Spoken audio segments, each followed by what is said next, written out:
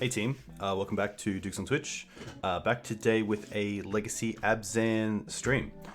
This is similar to the list we played on Thursday night, with a few small tweaks, just to see some cards more, and hopefully do a little bit better than we did on Thursday night. So this is a version of Abzan Maverick that I wanted to try out with a few changes, including Blast Zone, which I think is pretty good right now, especially with Delver playing so many one-drop threats. It can hit Delver, it can hit a lot of the new Modern Horizons, 2 cards. It's just a nice way to also turn Knight into a way to find removal as well.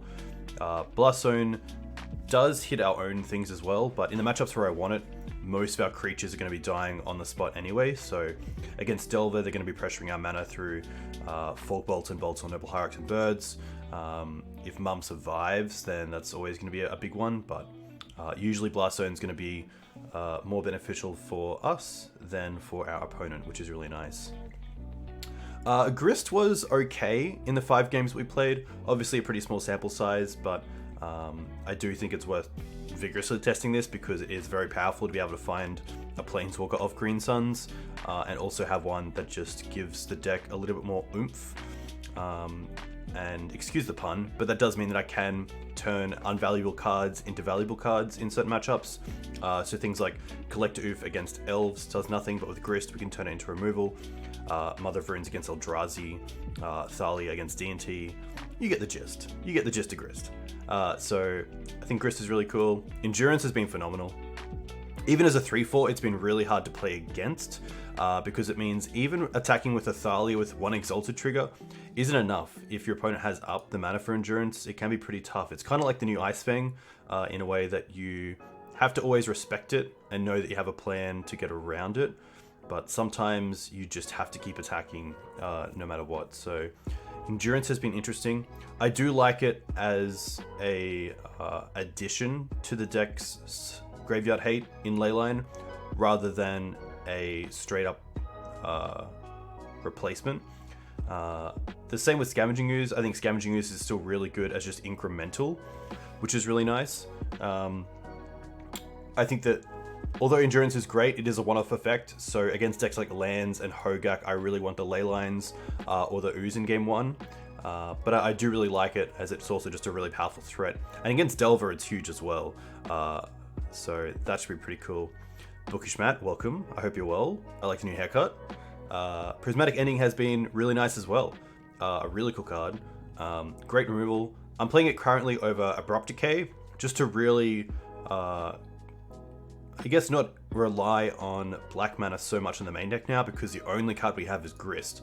We're not running main deck Plagues, we're not running main deck Abrupt Decays, but Prismatic Ending just with the flexibility is really nice. Being able to target creatures, Sylvan Libraries, Planeswalkers, it's pretty phenomenal, especially as an uncommon.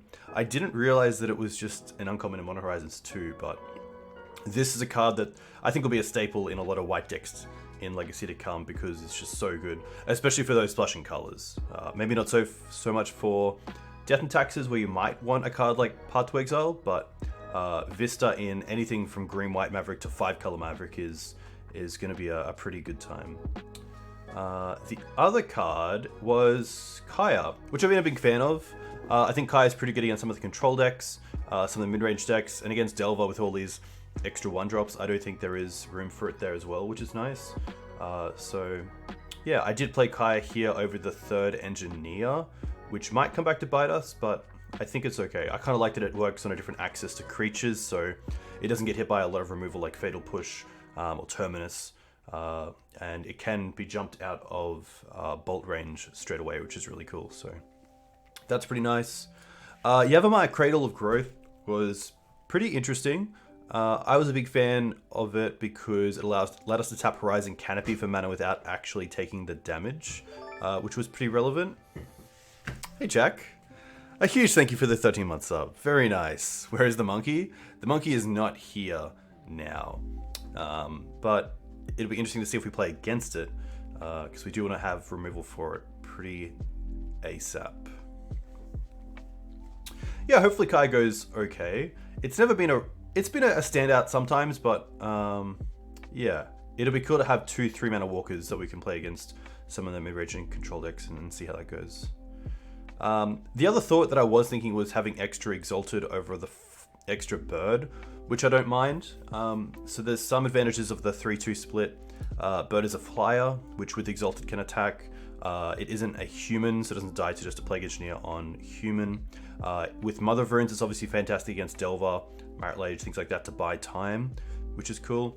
But with cards like Endurance in the deck, I do really appreciate Exalted, so I'm not sure if that really changes how I want to split these, especially as well playing less black cards in the main deck. But sideboard, I really want access to black pretty early on, so I think I will keep the 3-2 split and see how that goes. Yeah, hitting Uro as well with Kai is pretty nice as well. That's always a bonus. All right, Legacy League. Let's do this. In game, nice. Nice. Very cool. Jack, you'd be happy to hear that I moved to soy milk, and it's pretty good. I actually had coconut milk the other day with my coffee, and it was phenomenal. I think coconut is the way to go, but a lot of cafes don't supply it here, so you got to find a cafe that does good coffee and coconut milk, and then go from there. But yeah, I feel like normal milk is sadly catching up to me in the body. Coconut milk is standard here. Nice. Well, obviously Brisbane is behind the times, especially when it comes to Melbourne, and especially when it comes to culture. But yeah, coconut milk is really good. I'm a big fan. Oh. Hey, Sato-san, welcome. Big congrats on your finish the other day with your Hidden Gibbons version of Maverick. Very cool to see. Love your work. Hidden Gibbons is a fantastic card. For those of you who don't know what Hidden Gibbons is, it is a green enchantment. Whenever an opponent casts an instant spell, if Hidden Gibbons is an enchantment, it becomes a 4/4 ape creature. Just pretty sweet. Which I assume means that against a deck like Delver, you actually want to be doing a lot of main phase 1 type of things, so that if they counter it or bolt something, then you get your 4/4 to attack with, which is pretty cool. Yeah, Sider's got some very cool deck designs that do really well as well. Even the Oath of Ghouls deck, which was cool, with Spore Frog as well. That was peak Maverick. I mean, Spore Frog and Oath of Ghouls was very cool. I feel like some decks just couldn't beat that.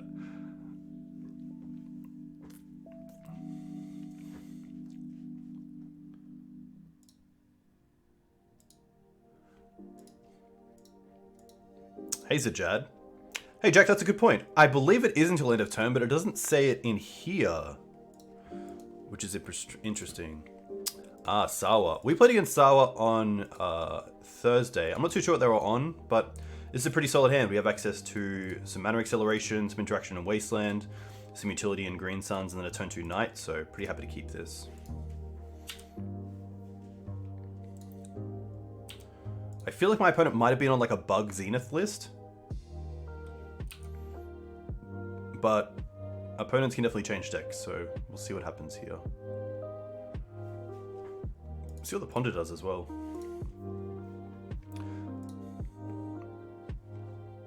They chose to shuffle, okay. Well then I'm pretty happy just to go ahead with Wasteland here. We have all the mana in the world, so not too afraid of that. Oh, okay. Well, now they missed. Muzzaball, welcome. I hope you're well. Okay. I think here we just want to go for a basic forest and play a noble.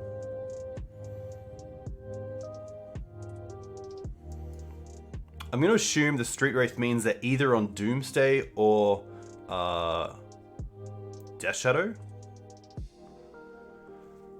Which is going to be tough because the Green Suns is really what I want to be doing.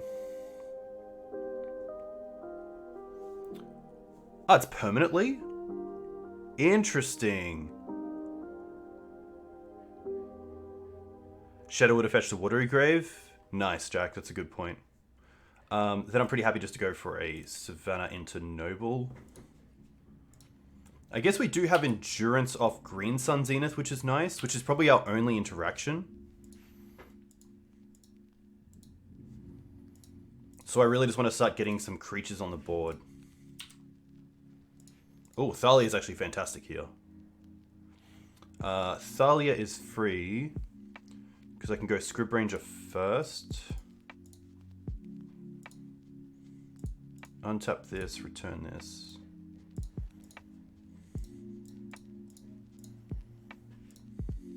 Nice.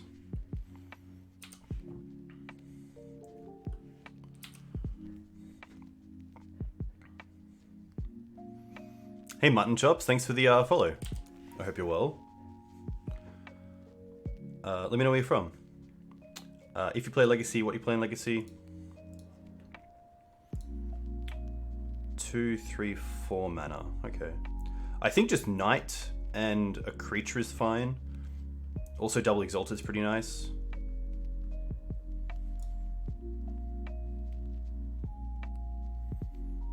How do I want to do this?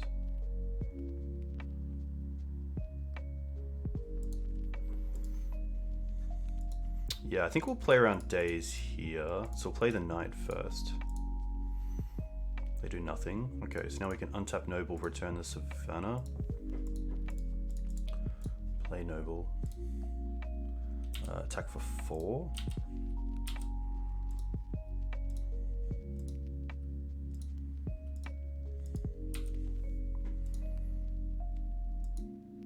Put up to 8 cards. Interesting. Okay. Doomsday is gonna be an interesting one. Swords can easily come out. I do like the extra endurance. I do like the Thought Seizers. That's a pretty easy switch. Ramanap's a little bit too slow. Teeg doesn't really turn off anything. I don't think Teeg is worth it. I think the worst thing would be to have Teeg on board and then draw the Green Suns to find endurance and not actually have it. Grist can most likely go as well. I don't mind the chokes. It's not the greatest play, but it is something to slow down our opponent with. And then I don't mind the prismatic endings just as if they have something like a Teferi or some sort of creature. Mums are fine, a protection, double endurance. I think this is all we can really achieve.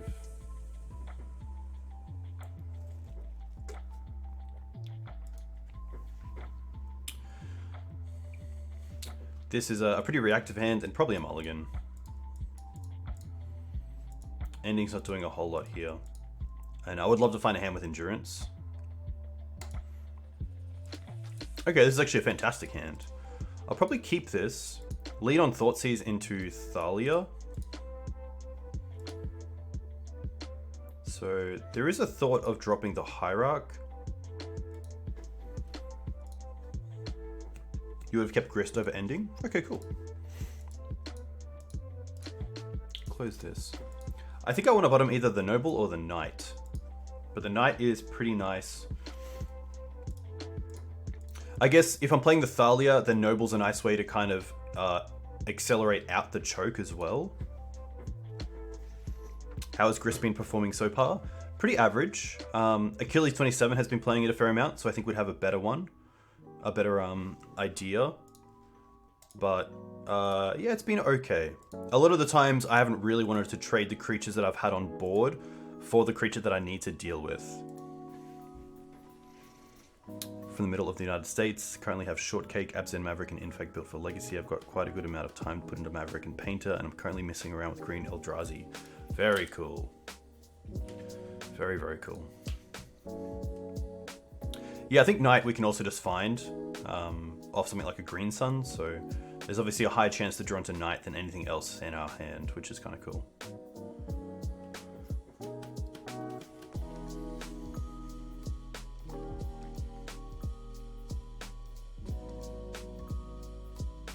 Opponent thinking so much on turn 1 makes me think they have just a Dark Writ into Doomsday, and then seeing if they can just win turn 1.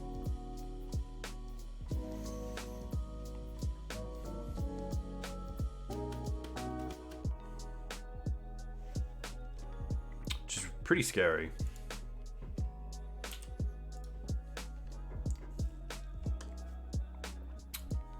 That's not tutor. Okay. Interesting.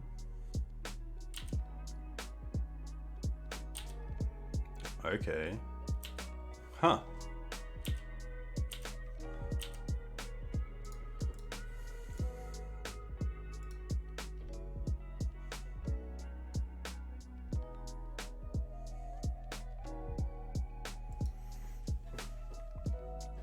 I think it has to just be Thoughtseize off a Bayou and see what we can see from our opponent. I don't think we can win, but I'm not too sure what Noble achieves.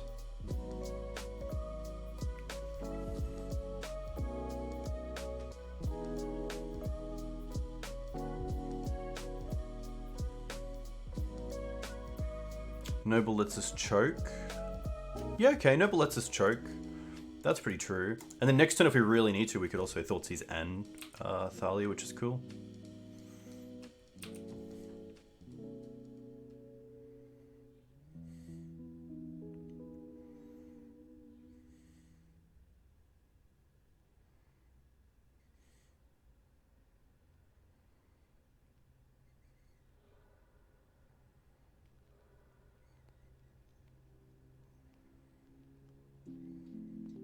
They float blue. Why do they float blue?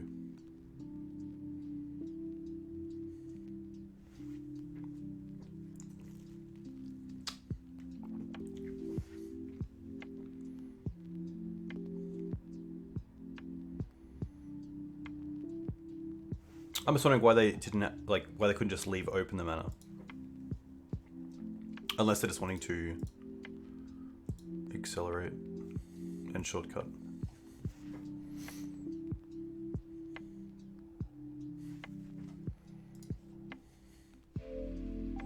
Days.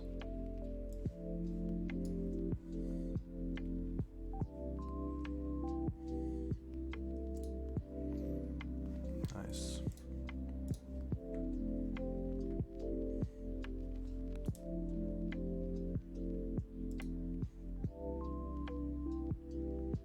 Nice.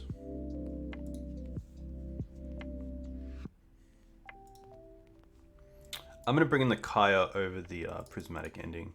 Because if they are going to play out Petals and LEDs early on to play around Thalia, then at least I can hit them.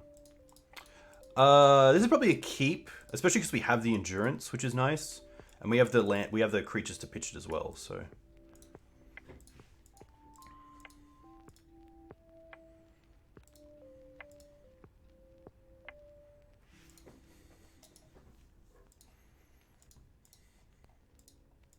I didn't see how many Oracles. Just because, yeah, Doomsday isn't a matchup where I'm going to take too much into consideration.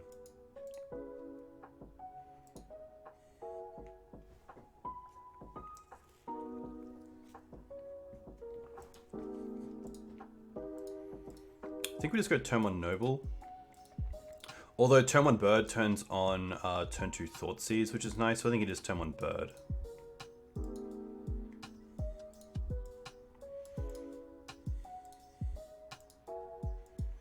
And then I might keep the Ooze for the Endurance, but if I need to land a threat on turn 2 just to get the clock going, then maybe the Scavenging Ooze takes priority over the Noble Hierarch.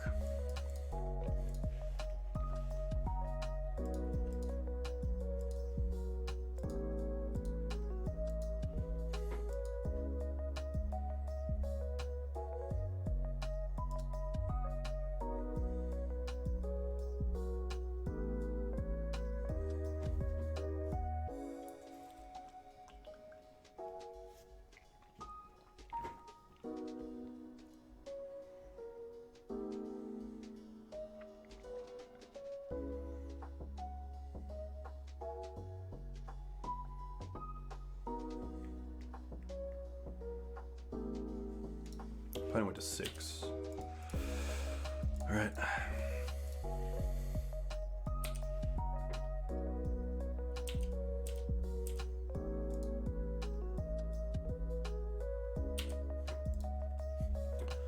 Pond is going to be okay.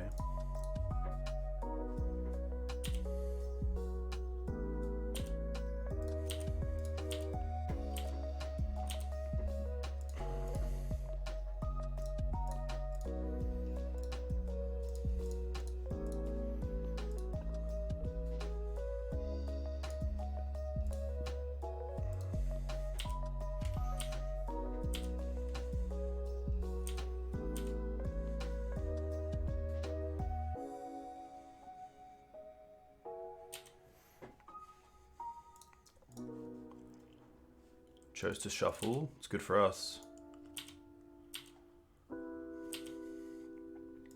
Blaststone does nothing.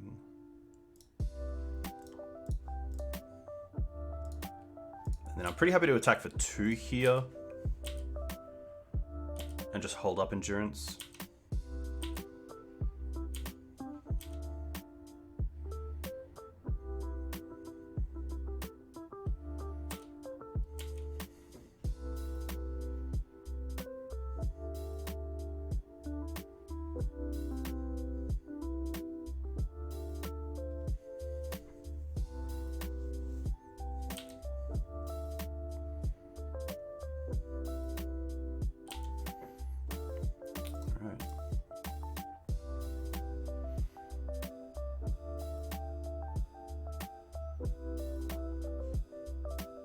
One top, one bottom.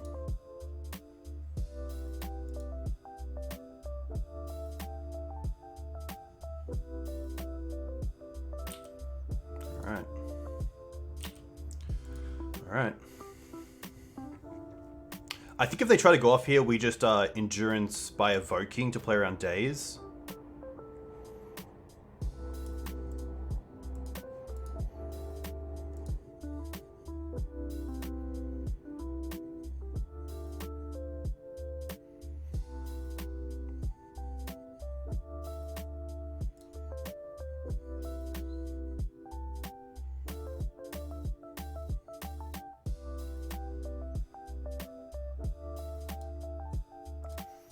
Losing to days would be pretty huge. We do have the Scavenging Ooze to pitch anyway, so...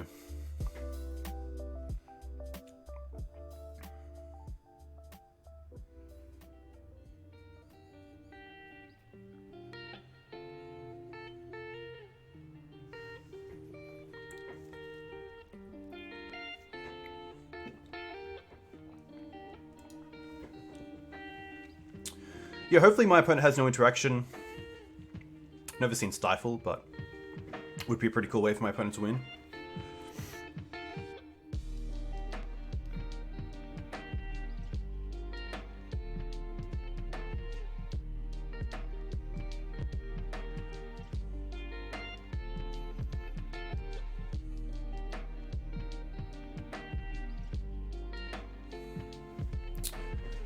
Yeah, I can't really play around 2 oracles anyway, so might as well just do what I think I can do.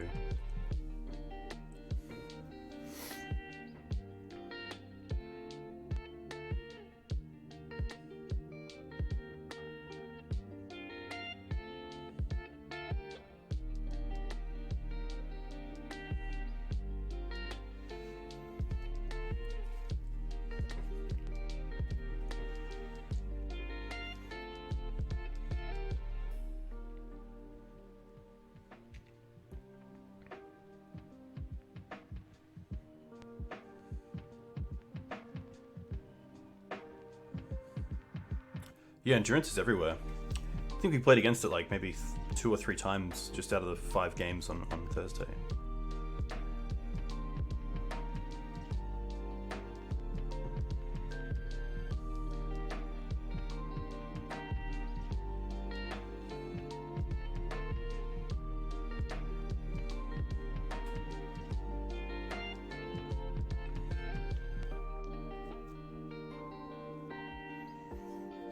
Endurance of another reliquary.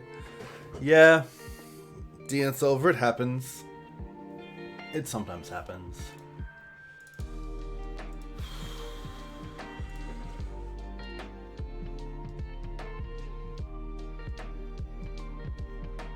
Yeah, endurance is really nice. Especially, yeah, like another, it's nice to be able to shuffle things back into your own deck. So like if Clothis in like Punishing Mav gets countered, to be able to put it back in the deck to find with Green Suns again is pretty strong.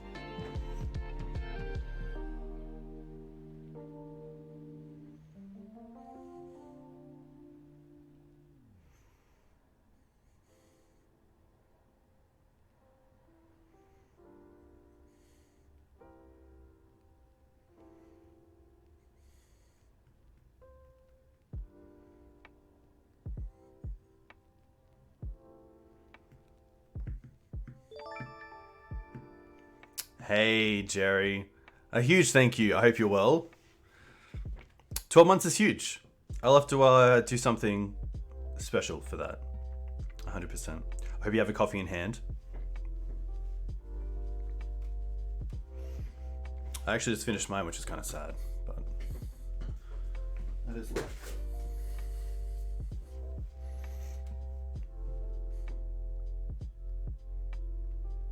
All right, Jack, what do you think the pile is?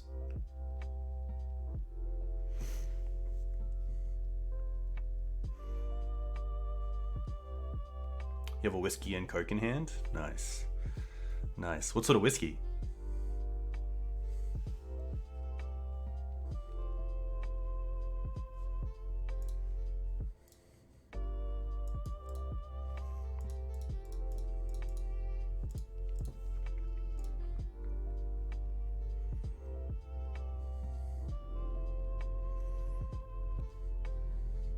It would be cool that if you look in an exile zone, if you could right click and then sort by mana cost.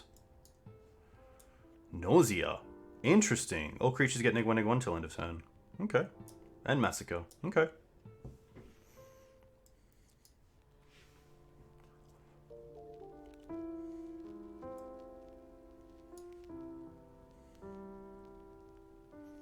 Only got 8.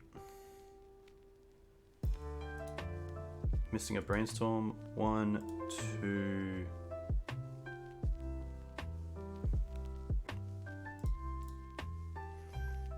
Yeah. Personal tutors, force. 1, 2. No fast mana. Pedal, pedal, LED, pedal, pedal.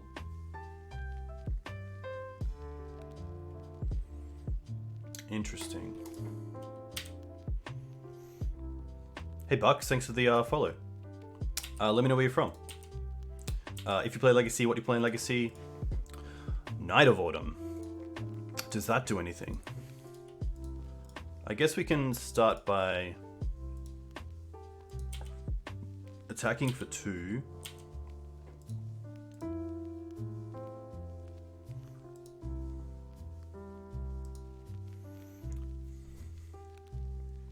You would evoke Endurance to shuffle their deck now?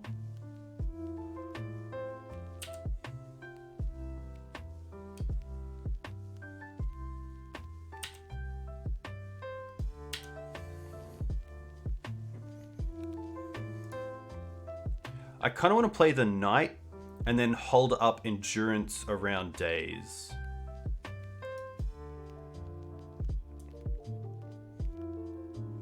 Ah, it doesn't shuffle.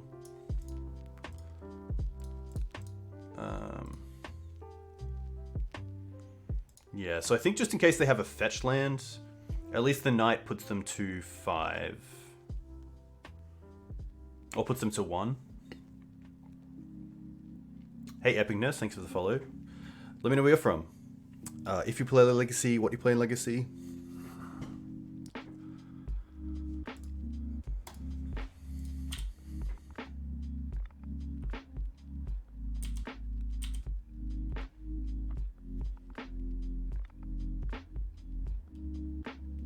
Interesting. My only thought here is that they had a fetch land and they can't win this turn and can't beat the Knight with Exalted, which is 5.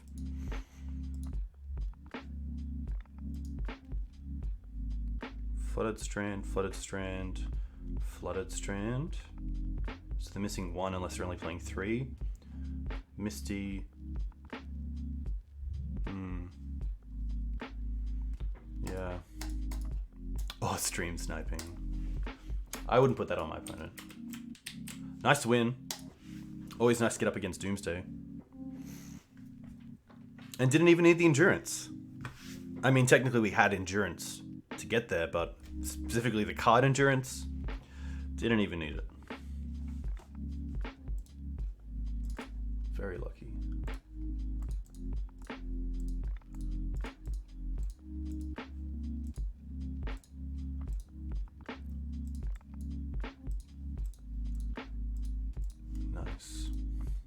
But yeah, Endurance a sweet card. Where are we? 3/4 for 3 with Flash and Reach. When ETBs up to one target player puts all the cards from the graveyard on the bottom of their library in a random order.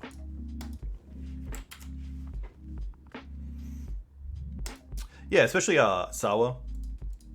Tony Scaponi.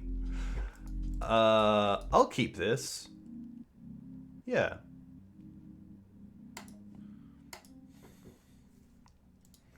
Endurance is probably your favorite one in the cycle? Nice, yeah.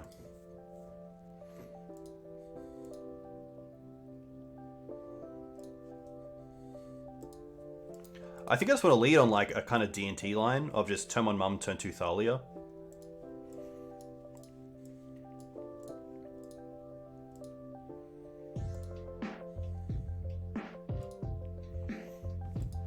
Opponent keeps 7, alright.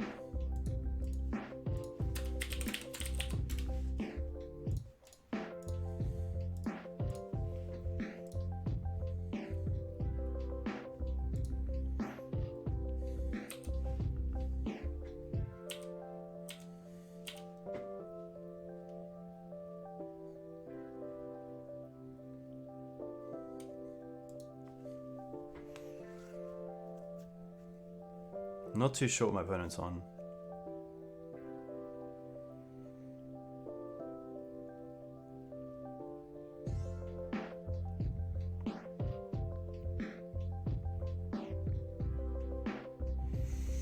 Is Monkey a cycle? That's my favorite.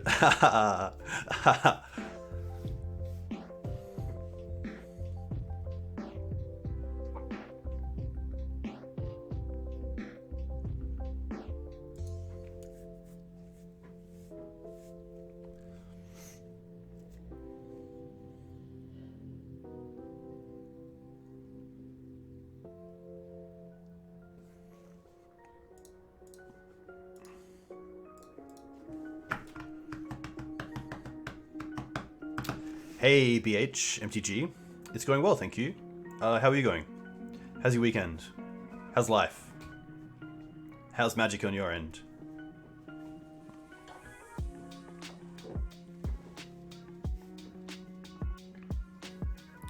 Opponent having a good think about their turn 1.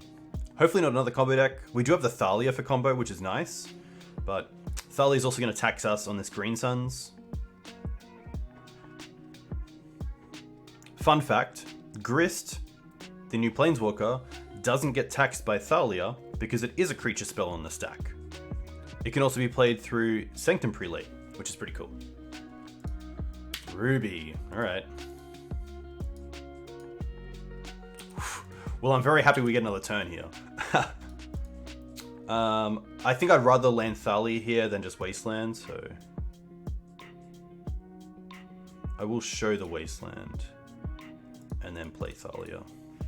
And then I'm probably okay to attack here for 1.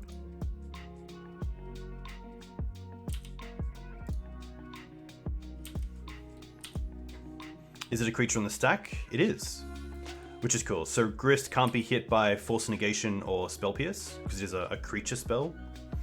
And then it can't be stopped by Sanctum Prelate. So if you have Sanctum Prelate on 3 to stop opposing Teferis or Council Judgments, etc., it doesn't stop your own Grist, which is pretty cool. Just said your first paper FNM playing Maverick. Nice. Very cool. Deck was super outdated, but came here for the latest tech. Nice. Achilles also has some really good tech, playing an Abzan list with Stoneforge Mystic, which I think is probably technically correct because it's so much better with Grist when you have a bunch of 1/1s to have the equipment in the deck to also pressure through that. It's pretty nice. So a lot of good Maverick decks going around right now, which is cool.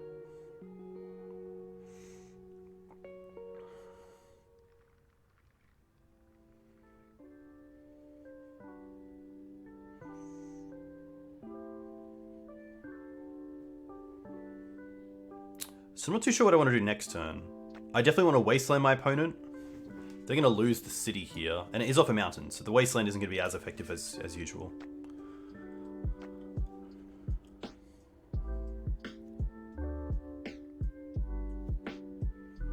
Float 2.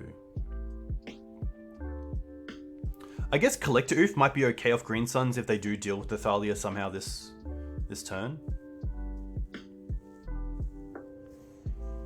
If not, it might just be fetch land and then hold up. I could also put a blast counter on Blast Zone, which is interesting to take care of the Ruby Medallion. Ooh. Whenever you cast a spell, add red. Until end of turn, you don't lose this mana as steps and phases end. Creatures you control can boast twice during each of your turns rather than once. Huh, okay. Well, that's a great target for the Swords to Plowshares, thankfully.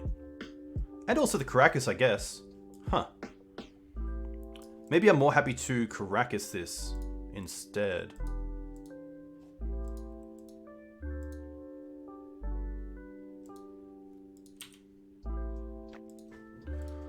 Knight.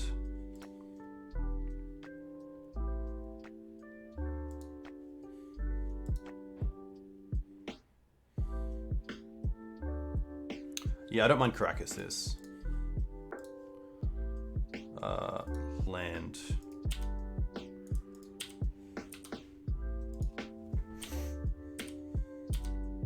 Hey, Legacy Council, welcome. Hope you're doing well. Hope you're enjoying the Legacy format currently.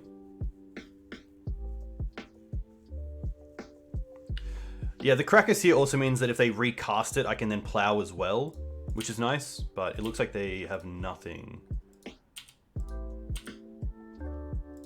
Another land. Okay. So Knight would be a 4/4. So if we attack for 2 here, put them down to 14, the next turn we have 6 and 6. We could wasteland ourselves if we really want to make that bigger. So I don't think attacking with Mum here actually does anything. Oh, I actually think that possibly it's better just to go for Green Suns for Oof here. I think that might be better.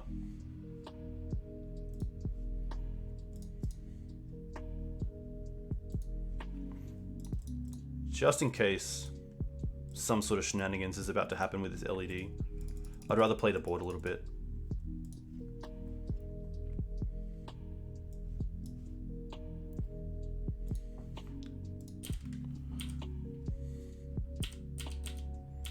Just to really restrict them on anything they can do. Hey, Ravenous Panda. For the little amount that we've played Prismatic Ending, I've really enjoyed it. I really like the versatility of it. So, obviously, I think you could say that it takes the position of like Path to Exile on the board, because it still deals with creatures, but then it also deals with things like Sylvan Library, Planeswalkers, equipment. Just really nice, especially for an uncommon. I just can't believe that. That's the part that yeah, crazy. I do like the Plagues in case they play empty. I do like Gaddock Teeg. I do like Kaya. I do like Force. Ruby Storm.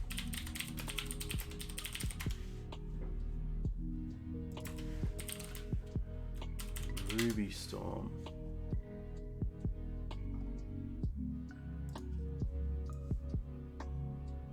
Endurance is also good versus Piff. Yeah, that's true. That is very true. I don't think I want the swords. Even though they run some creatures, we do have like Prismatic Ending to deal with them. I don't think Grist is really that great here. It is removal if we really need it, but Hex is pretty strong. I think Blast Zone can come out here. Sylvan Libraries are okay.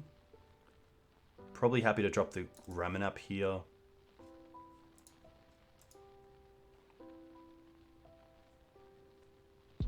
Yeah, we'll drop Grist. I think it's just worse than other cards. Maybe one Library. And then Skoos. Skoos is pretty interesting.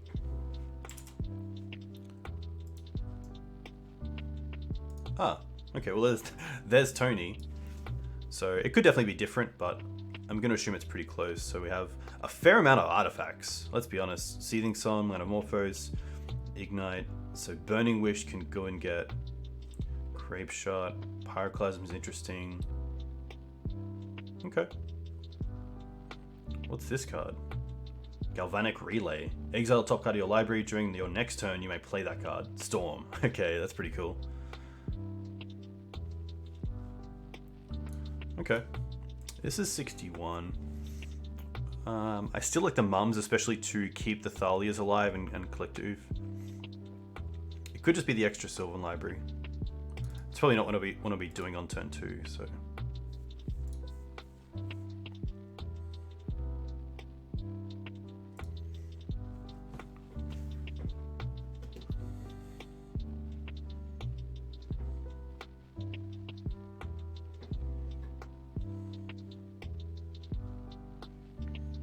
What's BANT currently? This is okay. Turn 1 Thoughtseize.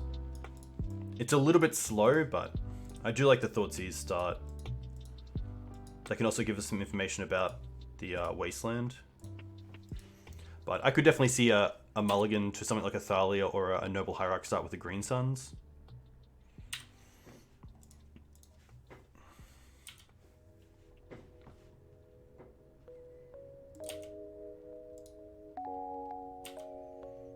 Alright.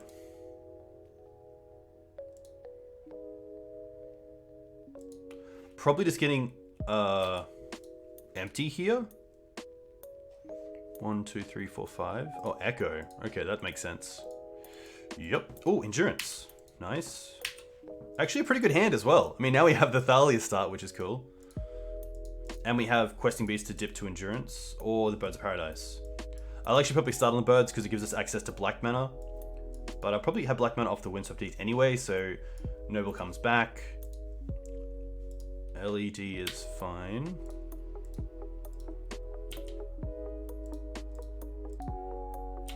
Jeez, it's a lot of mana.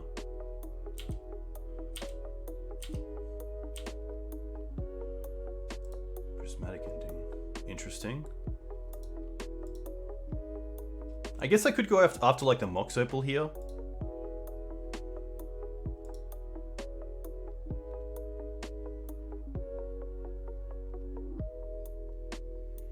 I'm not too scared of the LEDs because we have the Endurance, other than like another Echo line.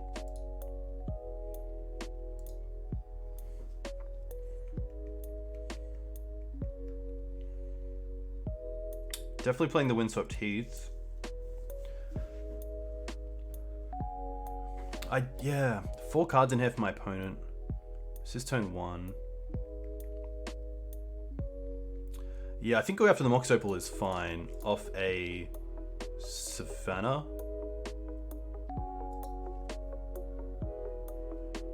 Savannah. Mox Opal. Done.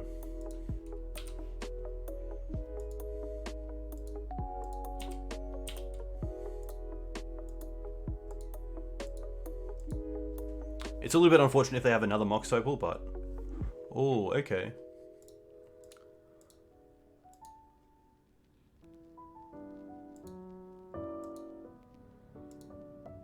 Now they're going to go for it. There's no point. I don't think there's any point using the Endurance here. Hey, JRE. Welcome.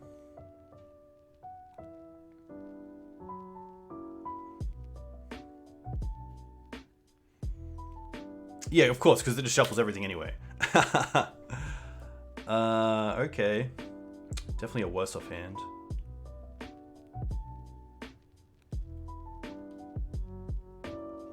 This is probably a matchup where I do like to consider a card like Deafening Silence in the sideboard. Same for Doomsday, but a lot of the time Doomsday can just play around it. But it does give you some time, which is nice.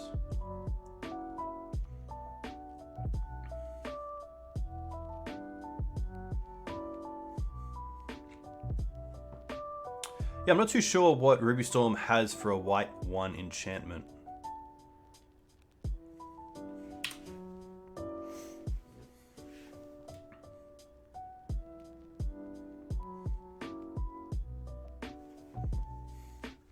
Yeah, Rab, that's very true. Like if there was maybe a blue card and I wanted to exile like a Griffin playing Food Chain or something like that.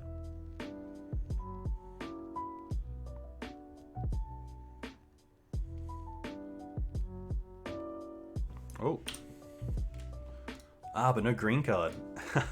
Classic. Is this each spell and evoke is... I believe this stops evoke anyway, so...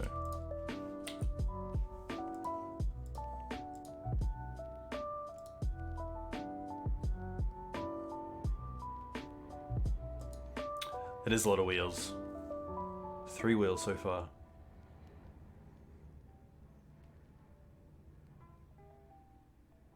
Okay. That's fine.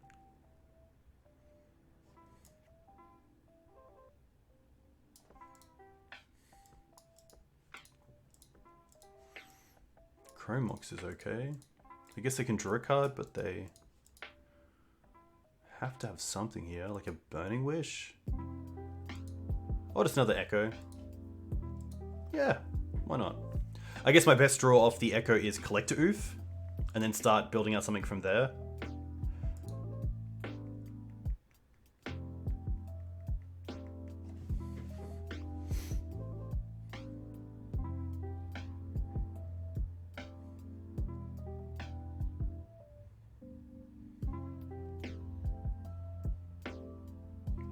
Oof one time? No oof.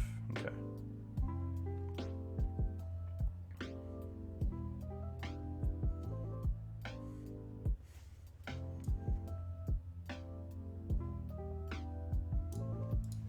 A lot of mana.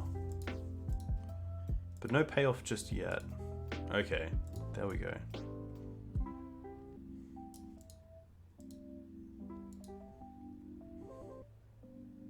It's cool to see the deck go off. And there's Burning Wish. Yeah. Probably just go for Grape Shot? Yeah. Nice.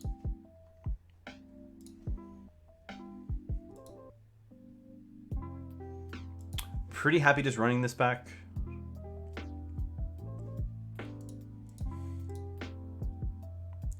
Actually, the extra Prismatic ending is interesting.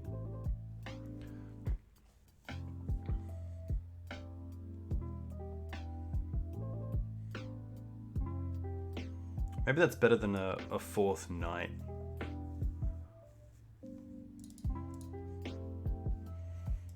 I really like the accelerators.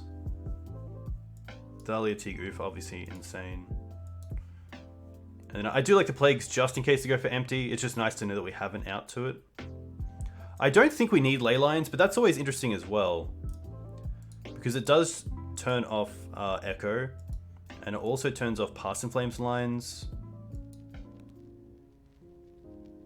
It also turns off Rite of Flame if they play Rite of Flame.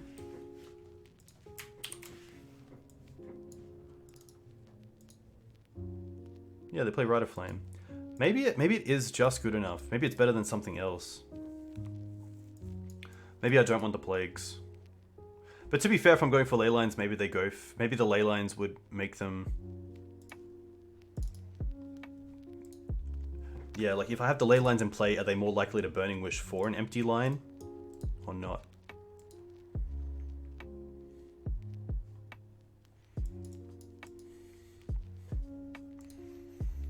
Cutting Knight isn't crazy. Even something like this, just to make sure I have something. I don't mind this. We still have 5 copies of Knight thanks to Green Sun, so. This is pretty good because we can go turn 1 Thoughtseize, turn 2 Thalia off a Scrubland. I'll keep this.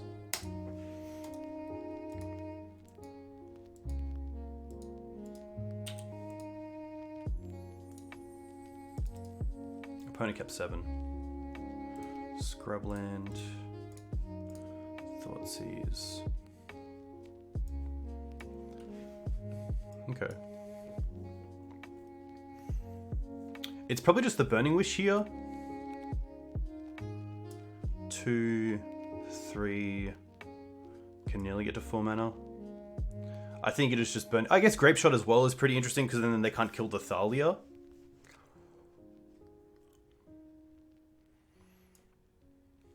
But then I'm pretty...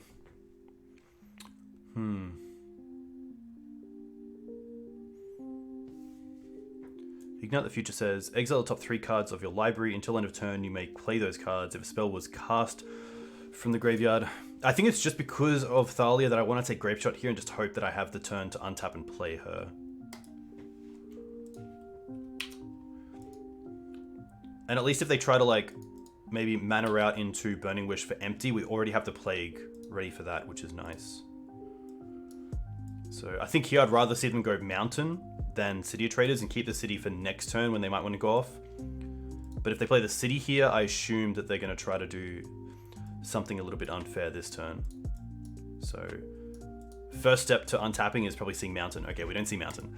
Okay, and they play the Petal. Okay. Another Petal. Okay. Fair. Cool. Cool, cool, cool.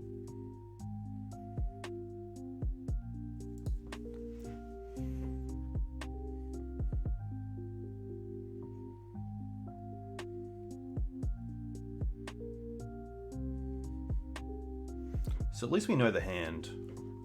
Rite of Flame, Ignite, Burn. Burn is a sorcery.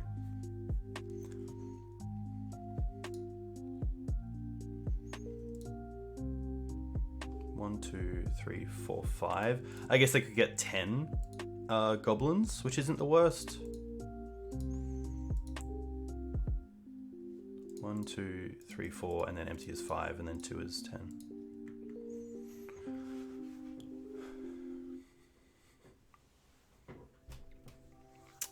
Yeah, I think we did. I think although we gave them a line this turn to perhaps get in a pretty good position, we took the card that actually has an impact on the one card that we have to kind of rely on after turn 1.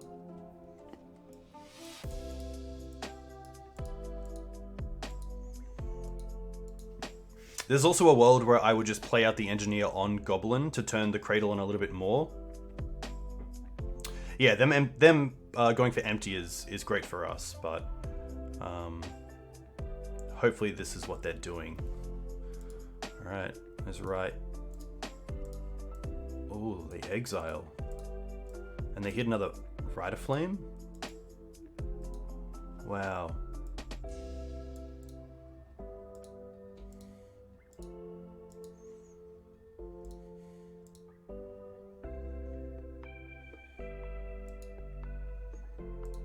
Yeah, it's very true.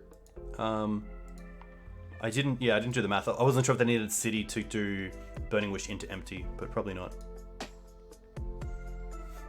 Hey, Reaper cheap. Oh, they untap. Oh my gosh. Well, pretty happy to play Thalia here.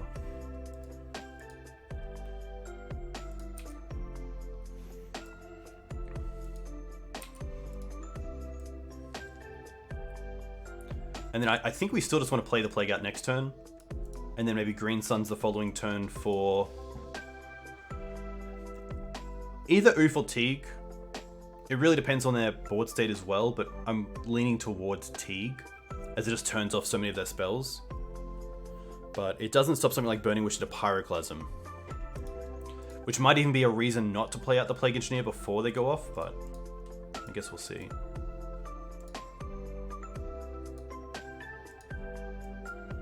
They played the Ignite. Chain Lightning. Okay. Can we crowdfund a challenge stream? Yes. The answer is yes. And I do want to put together a community points challenge thing. But yeah, that's a good point, Reaple. It's pretty good because Saturday challenges aren't too bad for us in Australia. I think they start around 9 or 10 p.m. where I am.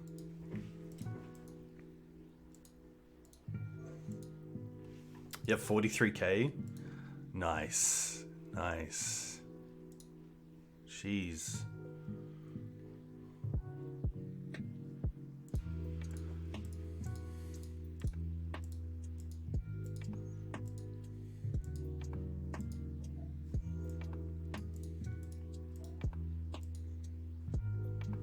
They're gonna Burning Wish. Okay.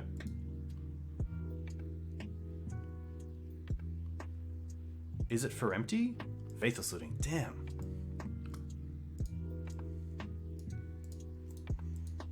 Okay, guys, if I untap, what am I doing? Am I playing Plague Engineer out? I think I'm keeping the Plague so they can't remove it and then empty later on. I think it's definitely Green Suns, and it's either for Gaddock Teeg or Collector Oof. And I feel like Collector Oof is better. Yeah, Teeg does turn off a lot of things. Let's quickly... Okay, it's back to us.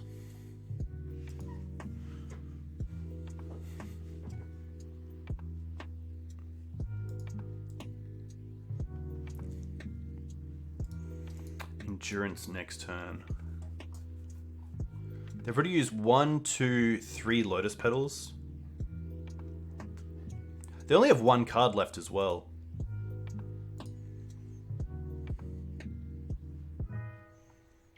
I think it is just go for oof. Because, okay, and a little bit of my reasoning is, if we Green Suns for oof first, then if we draw another Green Suns, we can Green Suns for Teeg. But of course, if we draw a Teeg first off Green Suns, then we can't Green Suns again with Teeg in play. So I think going for oof makes a little bit of sense there as well. Collect oof.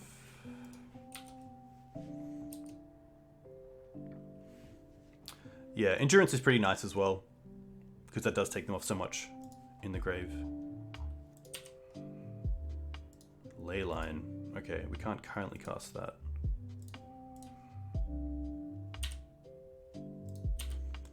I think here I'm actually happy to play the Plague Engineer out, but I don't want to get in a position where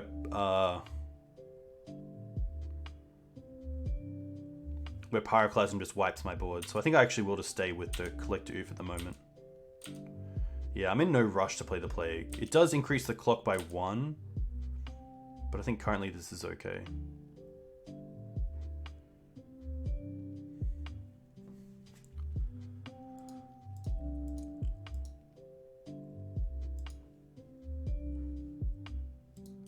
Okay.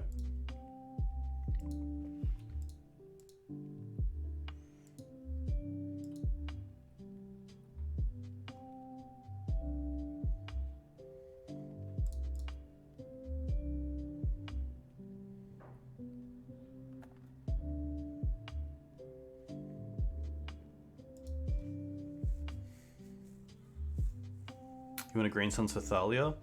Then you should play Green Painter. Which I did. It's on YouTube. You can check it out. It was pretty cool. Right means they can flashback Faithless Looting here if they really want to. Yeah. Let's put the stack up here. Chrome Mox LED, sure. 0 cards in hand. Interesting. Will they draw here? When is that 4-color Maverick with Ignoble coming? I will check out Mark Strassman. Mark plays a lot of 4-color, which is cool. And I'm not sure if he'll be testing it, but I don't mind it. Black. Oh, okay. I think just Endurance here is perfect.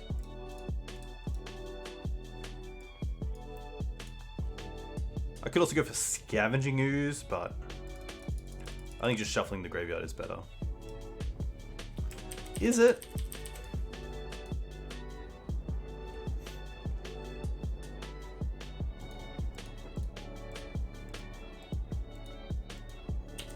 Let's attack first.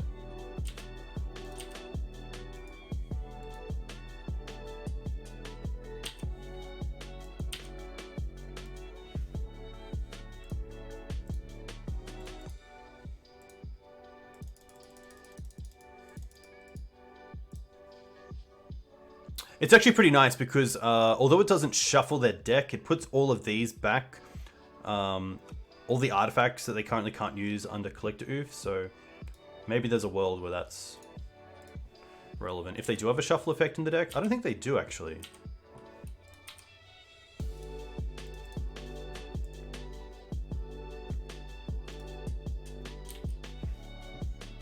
Hey Saito, what is this song? It is Honolulu by Harris Heller. Alright, well that's pretty sweet.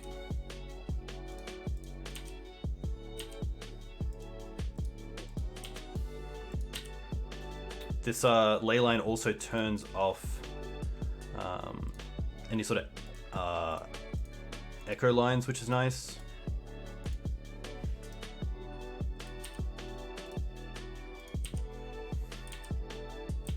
Yeah, this game is looking pretty well in our favor, thankfully. I mean, Burning Wish into Pyroclasm would be a start, but yeah, don't even let us draw. Alright, we'll take it. I'm just gonna get some water. I'll be back in a second. See you soon.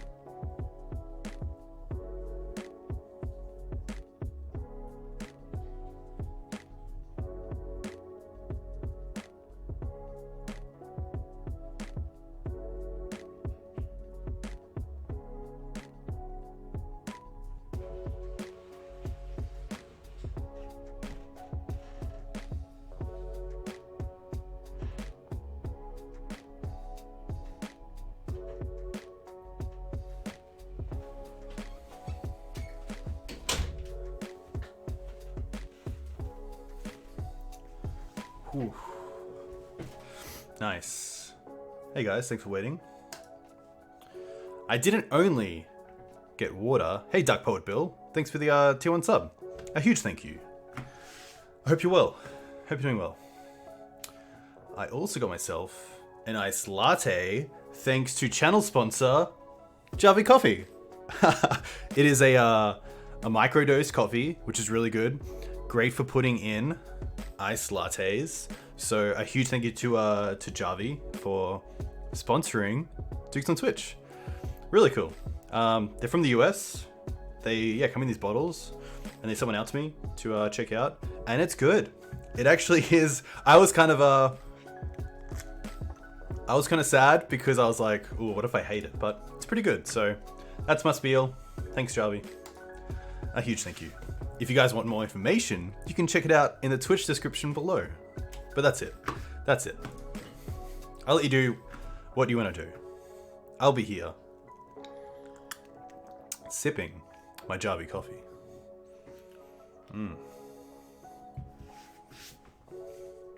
enough. Yeah, always nice to get up against Doomsday. And then Wonder Prison can be pretty tough, but I think Maverick has the tools to put up a pretty good fight. Especially now with so many good Green Suns targets. Endurance having a play in both games, which is nice. Endurance doing really well.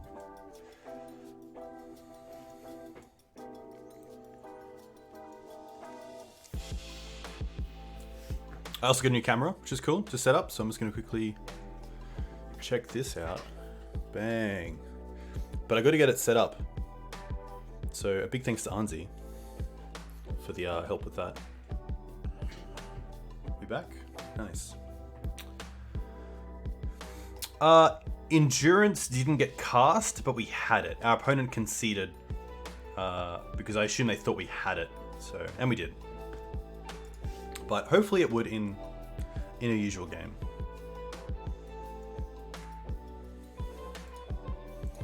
Up against Clone on the play. And I don't mind this hand. It's a little bit slow with it, but it's got turn 1 acceleration, so I'm going to keep it. It really relies on another land, but I think we'll be okay here. Just going Savannah into Noble, and then turn 2, if we don't hit a land, we can Green Suns for Dried Arbor and play Mum.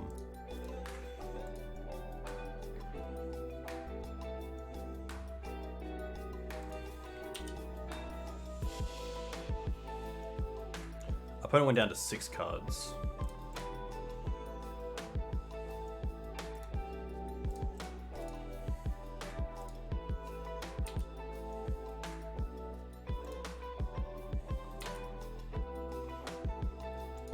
Please to be a red deck. Okay. Well, if we draw a land, we have Collector Oof turn 2. Yikes. And they got the Echo. Okay, not too bad. We can still Green Suns and land. Perfect. Perfect. If we get another turn. Come on now. Please. Key's fine. Oh my gosh. Oh, yes. Oh, please. Alright.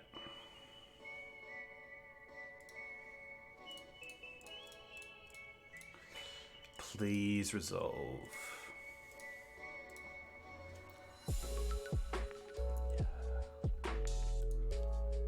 Okay. Okay. There we go. Ah! Ah! Nice. Haha. Ah!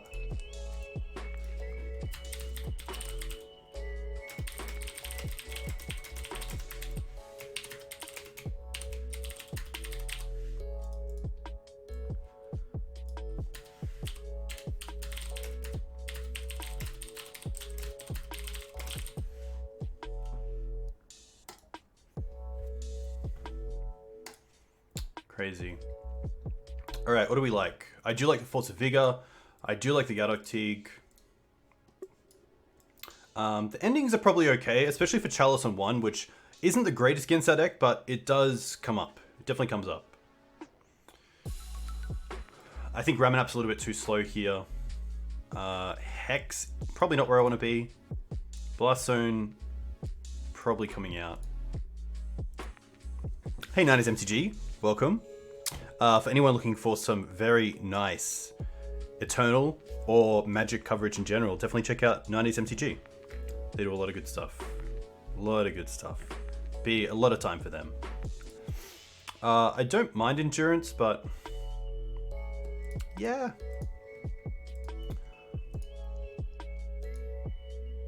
I don't mind Kaya. Kaya's pretty sweet because it deals with a lot of their permanent and also any sort of artifact tokens off Urza or Urza's Saga if they're playing it. So Kaya's pretty sweet. It might just be these for these. I don't know if I want the ley lines. That's the big card here. I probably don't need all the swords, perhaps. And like if they're playing, I don't know if they still play Narset. Maybe the Sylvan Libraries aren't the greatest. I could definitely see one going down. Prismatic Ending's pretty good, yeah.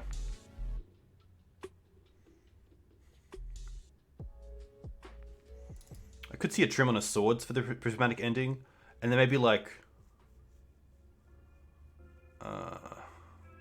1 Knight for the 3 ley lines. That seems okay. I don't mind this. I just feel like leyline can really hinder their ability to be aggressively build at their board in the early games, because it does sort of echo, which is really nice. So although it isn't game defining, I think it does exactly what I want, which is buy time to get to turn 2 to Thalia, or turn 2 for get Teeg in play. So I think this is going to be okay.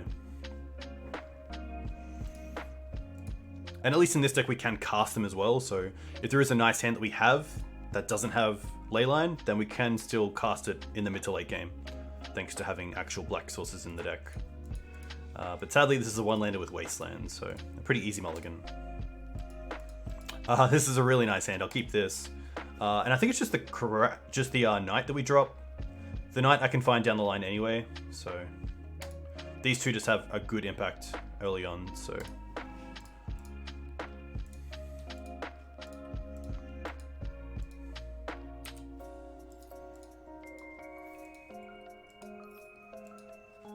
I probably just want to start on the Windswept Heath as well. And Grim's pretty good. Does that just have like a Karn? That would be brutal. I guess I could also have Key on tap.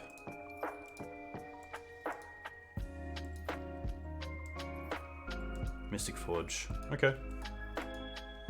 Well, I guess our best draw is probably just Force of Vigor.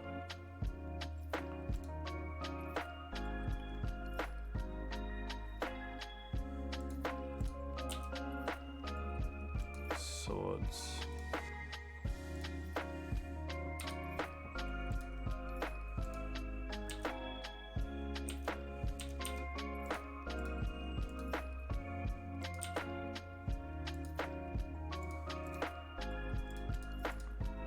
It's pretty good. Okay.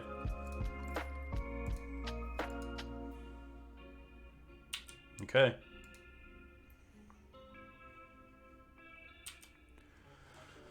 Yikes.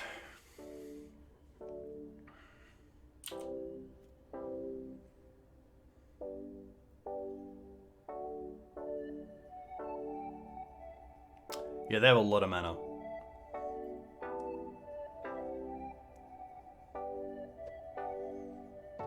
But Oof next turn is going to be really solid. They could have something like Dismember. I've seen some blue decks play another card that I believe... Oh, if they have Karn. Yikes.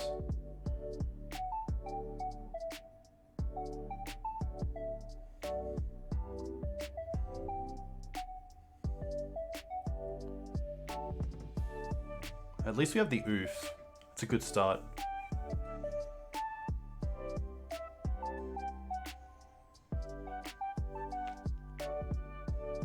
Oh, they actually have a Walking Ballista? That's more than fine.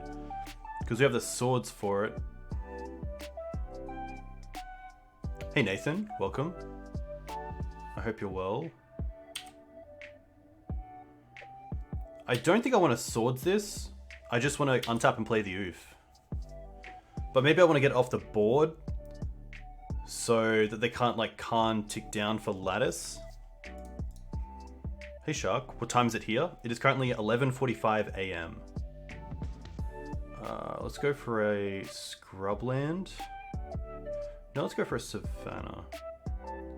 Do I need the black? That's the question. I don't think I really do, so let's go for Savannah. And I just want to get this off the board so that Karn tick down for lattice is a little less appealing.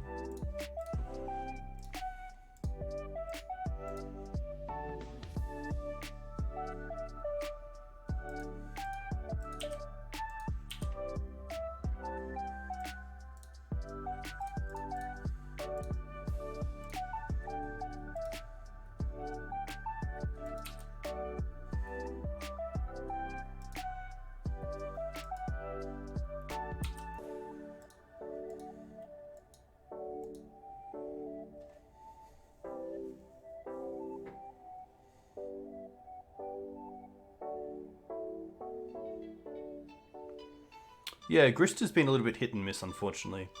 I'd really like to play it in a Stoneforge Mystic build, just to make those 1/1s a little more appealing as well. Another Forge is okay. Well, that's pretty good.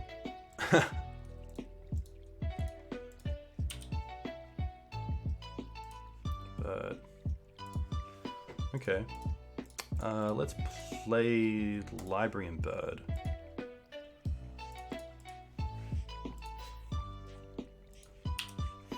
There's definitely a novelty to finding a Planeswalker through Green Sun Zenith, which I definitely want to try to make use of, but I can definitely see where the power level just isn't there as much as I'd love it to be.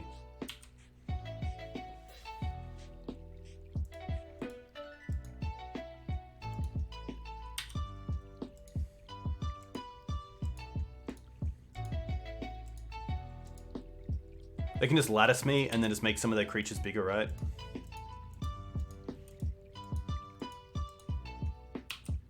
Yeah, now we're dead. Just too slow on the draw.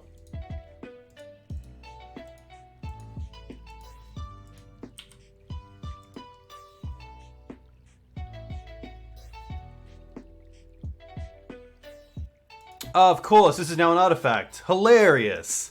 Hilarious. Oh my gosh. Oh my gosh. Oh my gosh. Oh my gosh.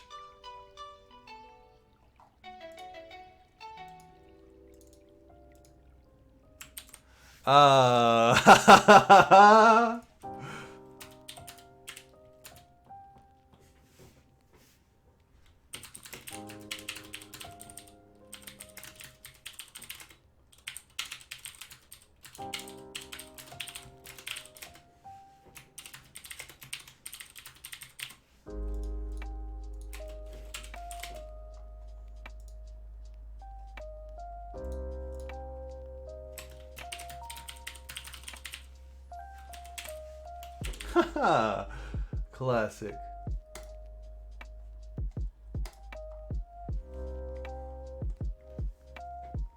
Hey Rick, welcome. I hope you're doing well. Are you still playing the Highlander League? And if so, how are you going? Hey Yuki, thanks for the follow. Let me know where you're from. If you play Legacy, what you play in Legacy. That's crazy. I didn't even think of that for a second. Hilarious.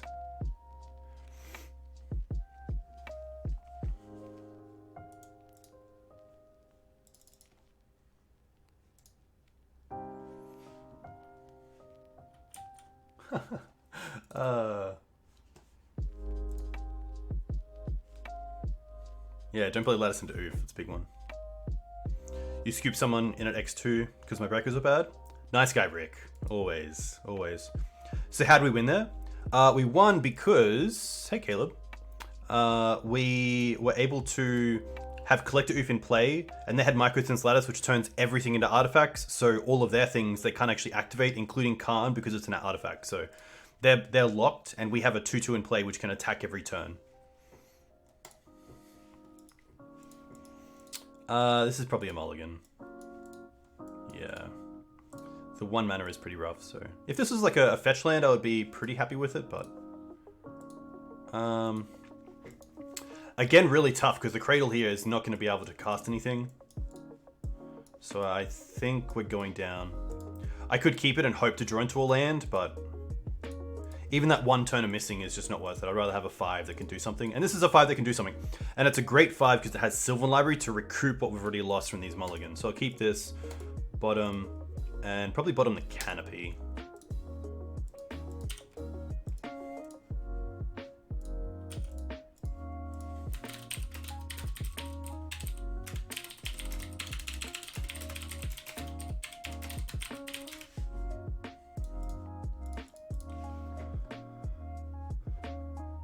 Probably just going to go for a Savannah here and play the Mum. I could also Green Suns, which is pretty interesting because then we can 2-spell next turn.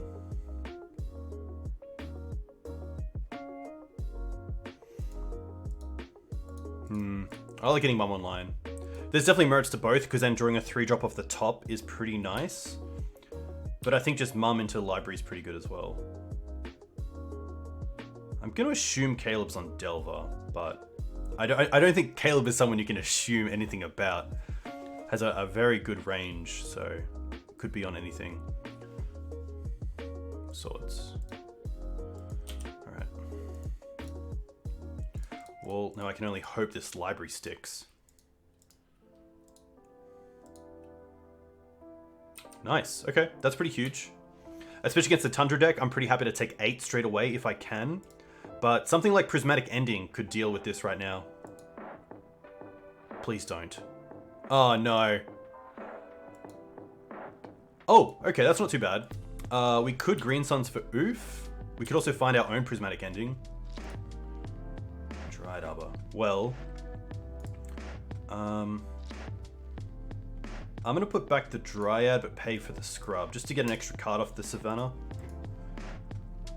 And now I don't mind Green Suns for oof, just to turn off the EE, or at least have them make them have removal. Because getting an extra hit with the Sylvan Library would be really nice.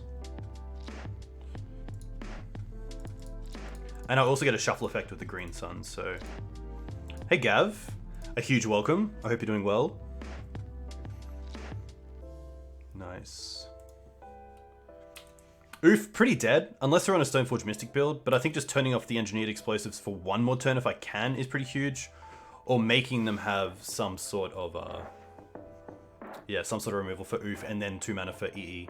But Library here's my best card, so I just have to try to hope that it sticks. Narset's pretty good. I guess we can still draw into an Exalted creature and attack Narset for 3. Another EE, okay. Swords. And then we just can't. Each opponent can't draw more than 1 card.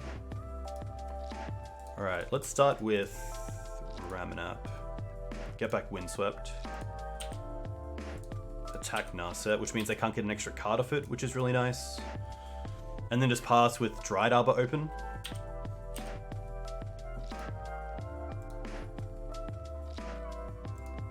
Pond is okay. Let's see what they do with it.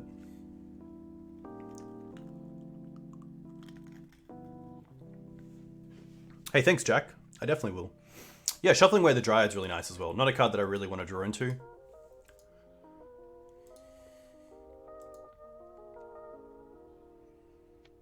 Wasteland would be another pretty solid hit because you don't often get to Wasteland a Tundra deck early on.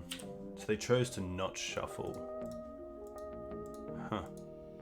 I feel like they have Endurance open, but we do have the Swords for it, which is nice.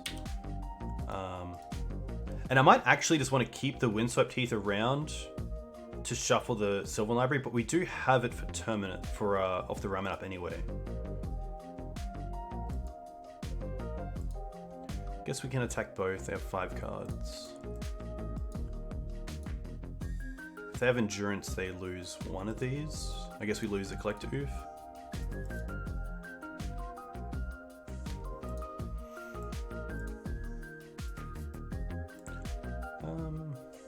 Yeah, I'm gonna get it out.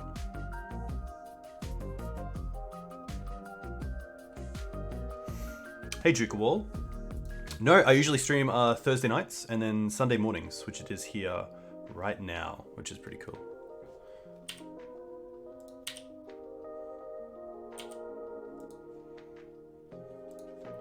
We will play this. And then combat. I'm just going to swing everything at Narset. I could keep back the Oof.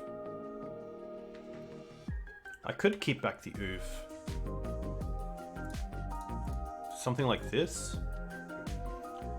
Because I know they have another EE as well. It's Saturday night. Hey, Slasher. I think this is fine, because if I am playing around Endurance, I don't want to lose the Collector Oof. I guess they could have Snap Swords, but I'm going to put them on Endurance more. Yeah. Okay. This is probably where I do want to Swords. They have 4 cards. We've already gained some advantage off the Ramanap anyway, which is nice. Ah, Slash is Australian? Very cool. Nice. Alright, well that's a nice little win. Now we just pass back.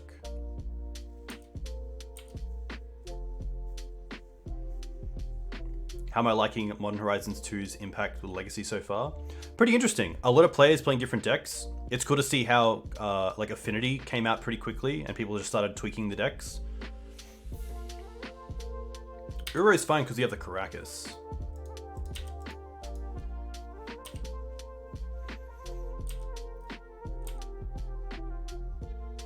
But a little bit annoying. Obviously a pretty nice card. 2 mana up. I assume I should still be thinking about Icefang Quaddle, which we have a Swords for now, which is nice.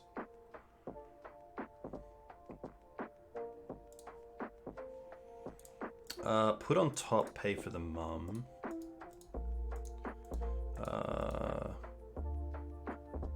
I can get value off the Ramanap here by fetching first. I don't mind that.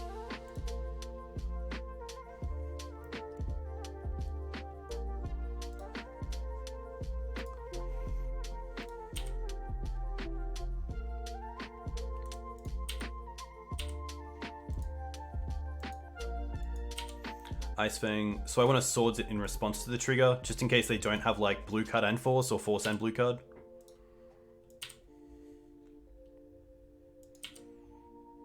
And then I am going to play the mum, but I am overcommitting here. There could definitely be a deck with main deck Terminus, which is pretty tough, but we'll see what happens. The Windswept Heath fetch also means that the forest on top of the library from Sylvan Library is no longer there, so we get to see another 6. Another 3 next turn, hopefully.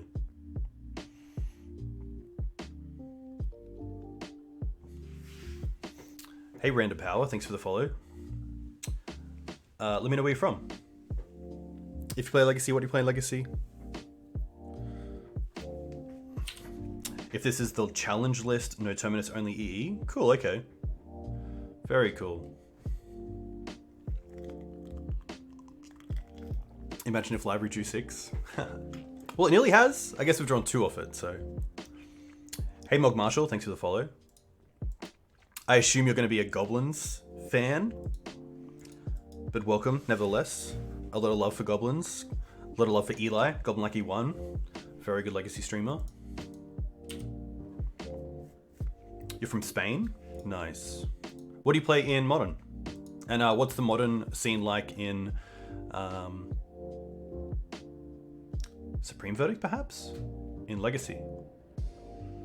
Oh, maybe they're just casting to Uro. That makes more sense. Jeff drew your son as a goblin? Very cool. Not played in 2 to 3 years, coming back? Cool, nice. Goblins since your first MTG card? Nice. Yeah, it's very cool to start Magic in a tribe. I think that's a great way to get into the game.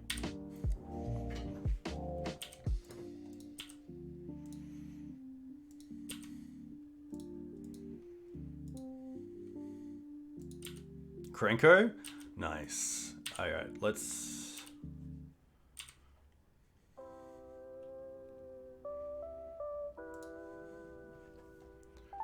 Okay. I can take him off double white if that's a thing here.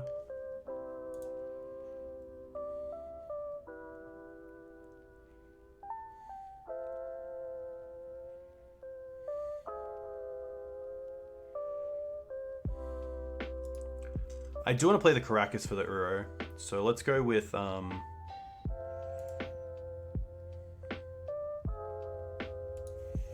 don't mind the Canopy, but it is actually all pretty nice. Maybe the Thalia I don't want to overcommit yet. So what if we just go put the Wasteland on top? There's 4 of them, so if we do have to shuffle, we're going to find it a lot easier. And I actually am going to pay for the Canopy, or is that? I think that's okay.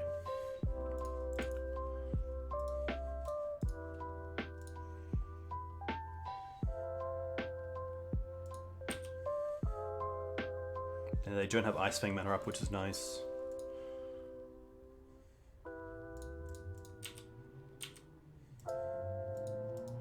And now I will still play the Thalia. Which again, is overcommitting, but I just want to tax my opponent as much as possible here. And it just increases the clock as well, which is nice.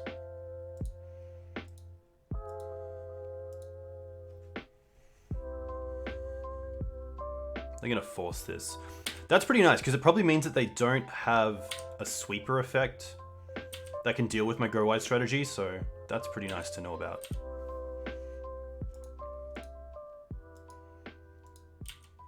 Sylvan Library is pretty good. Does that change how I want to... Like, do I want the Wasteland still? I think I actually want to fetch. There are 2 more cards there, so I think I will see. Because there are 2 jewels here that I can get rid of. Oh, Beast. Okay, that's actually really nice. Put on top. We actually want to shuffle the library away, so put that on the bottom and then put Wasteland on top. And now we get to play this. Play Beast. They do have 5 mana up, so there was a world where I should Wasteland first, but they can still float mana.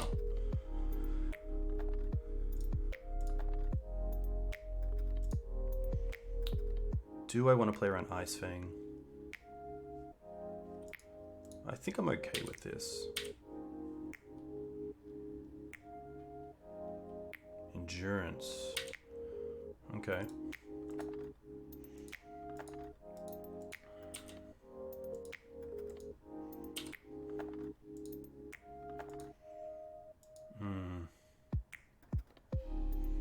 I am going to get pro here, but it does open me up a little bit.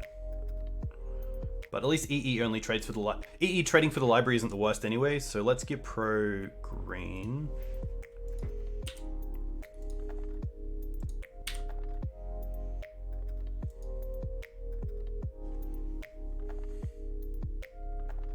And just pass.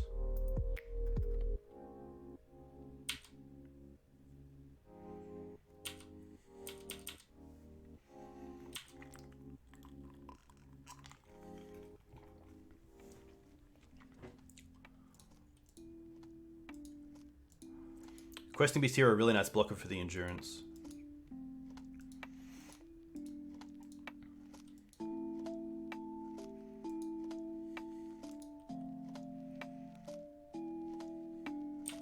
They go to 8, interesting. I'm going to assume an Uro's in there, just to get them back up a little bit, or some sort of way to deal with multiple creatures.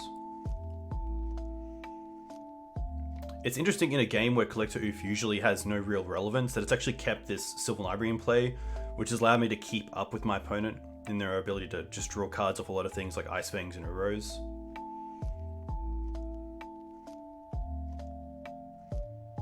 Swords. Pretty happy to try to save this.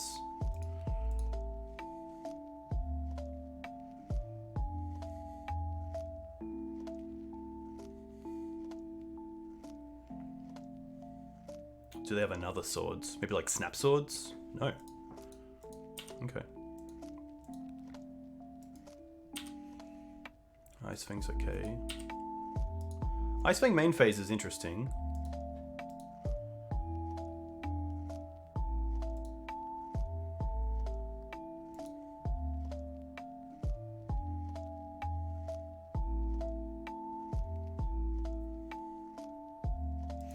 I'm going to fetch end step and draw a card, which will put us to 4. I could also block with the Collector Oof just to save some life, and then see if they actually blow up the EE, which would also deal with their Ice Fang. So I actually don't mind blocking here. I think the Oof has done enough just to keep me a little bit up in life. Because currently if they EE, they lose their EE, Sylvan, and Ice Fang, and we just leave our Sylvan Library, so it's not the worst.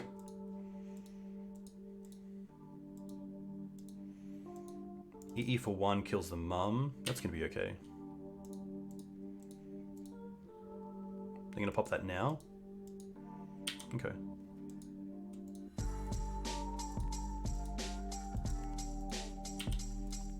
Alright, now I'm pretty happy to fetch. Just get a Forest and crack this Canopy, which would be a clean card as well, which is kind of cool. Ooze would be cool. Noble. Okay.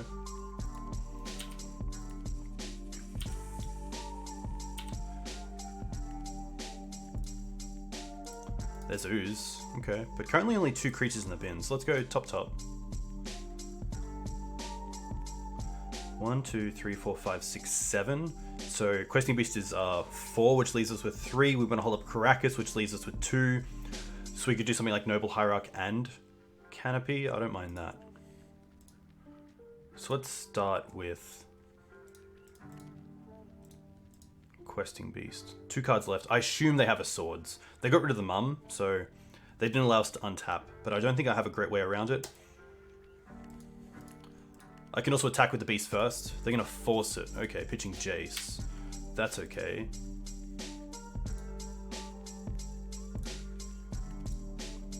I'm going to play the Ooze now.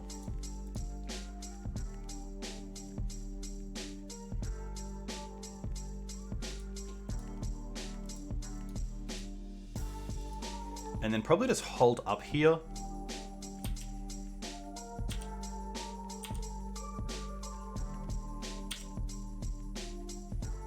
They do have the EE, but I think that's going to be okay.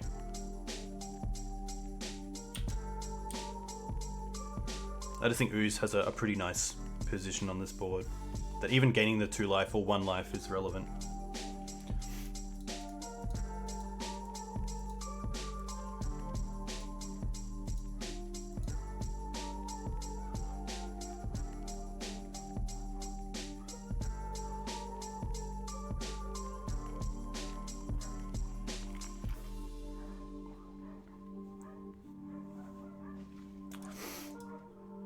Yeah, I'd be very interested to see if they have a Terminus in the deck. They're going down to 3. Wow, okay. Teferi. Abundant Harvest. Righto. Floating so much mana.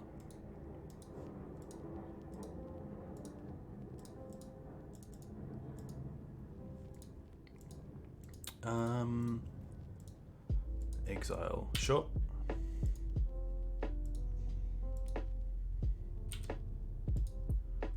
Attack with both.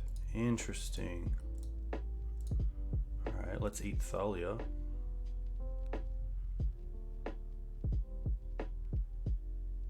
I guess they have EE. Maybe we should have blocked first. Sure, they lose the Ice Fang here. And then we gain a life, go up to 6, then go down to 3. Ooh, maybe we can draw another Exalted Creature for the win. That would be sweet.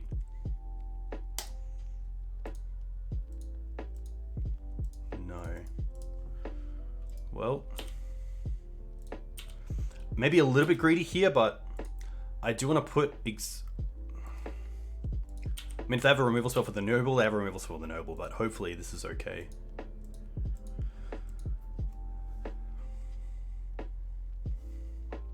Uro's pretty good.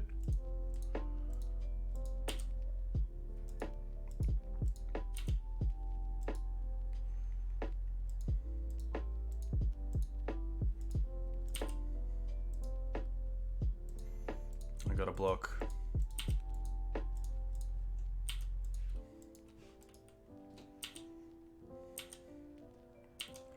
What gets me out of this? Uro is just so strong. They're not going to play Uro. Interesting. They're going to hold up maybe Force of Will? Swords.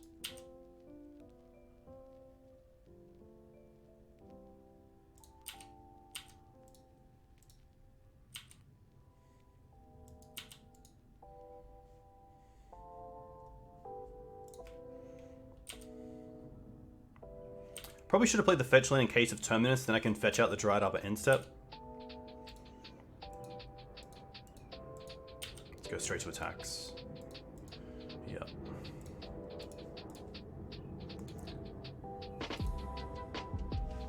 Force. Nice. Good games. This is going to be an interesting one. I do like the Kaya. I think Kaya is really good, especially against engineered explosives. I do like the chokes. I do like the extra endurance and probably the Teeg. I probably also don't mind the Thought Seizers. I don't mind taking out some amount of swords, some amount of mana producing creatures. Collector Oath was good there, but I don't think it's great overall. I'm going to drop one knight. I'm going to drop a Thalia. I'm going to drop one Mum. Mum's so strong if they don't have Terminus though, and if I can protect Teeg, then it's just so nice. I do like Ramanap, I do like Endurance, I do like Grist. It might just be something like this. This is pretty nice. I don't think I need the Blast Zone actually. Maybe the knight, another knight's just better as a big creature.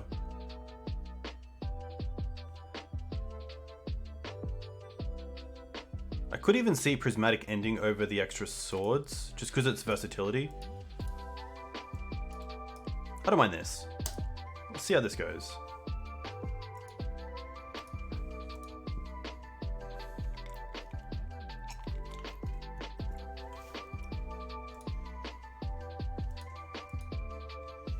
Thoughtseize on the draw, I might cut, but I do like it on the play.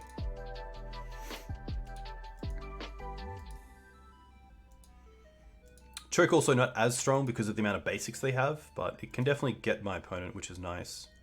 Especially if we're aggressive on Wasteland. It's always interesting finding a balance because you want to Wasteland your opponent when they have jewels, but if you have Choke in the deck, you kind of want to go after non-islands, but then if you go after islands, then they're probably getting out islands through basics, which go under Choke as well, so... a little bit of everything. I'm going to keep this. It's a really strong hand.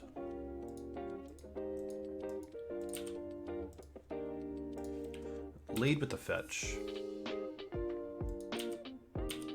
Probably just getting a Bayou. Okay.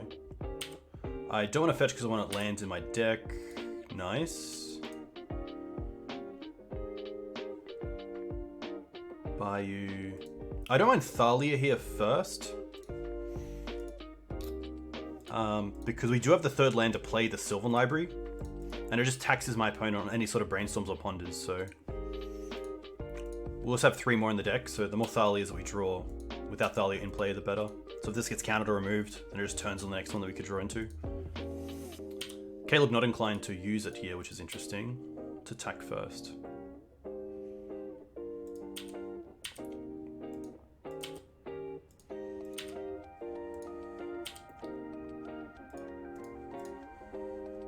I'm just going to go for a basic here. And try to get this Sylvan Library down. They're going to fetch in response. At least if they Brainstorm here, they can't also force this because of Thalia. So they're going to play Ice Fang, draw a card. That's going to be fine.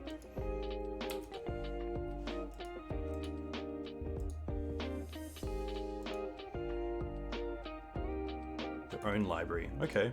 We have the ending for that, which is nice. Ooh, okay. Now this is spicy. I think I'm actually just happy to pay for all of these to get a fresh look. And they're tapped out, so I do want to deal with the Prismatic, with the Sylvan Library. And I think we can go Teeg. Oh, we can't. We need double white. Is there a way? I guess I can't play this with Teeg out, so let's go... Ending does work with Thalia. So, exile target non-land permanent with its mana value is less than or equal to the numbers of colors spent to cast this. So, I can actually do it for 1, but tax? Is that correct? I can do green and white and target the Sylvan Library.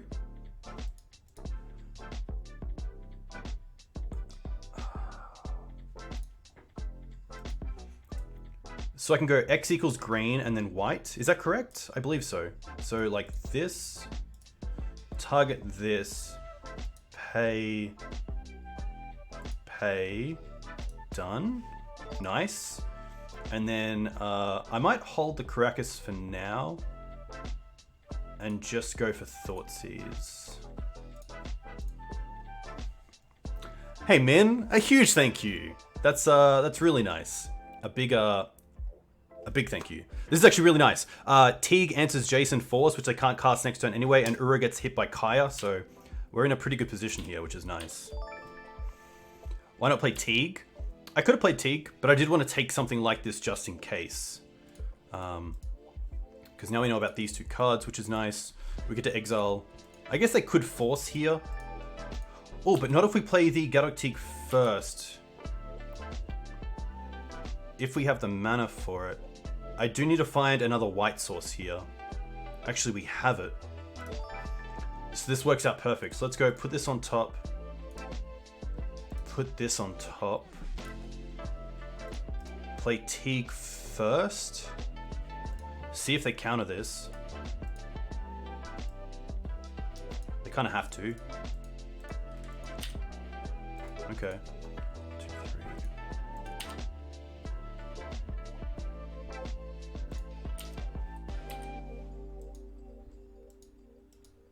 Just need to get there with one more.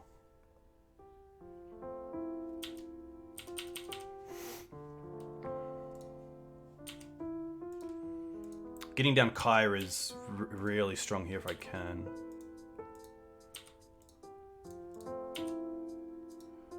Endurance would be pretty sweet. Yeah, just to have it in the hand as well with choke.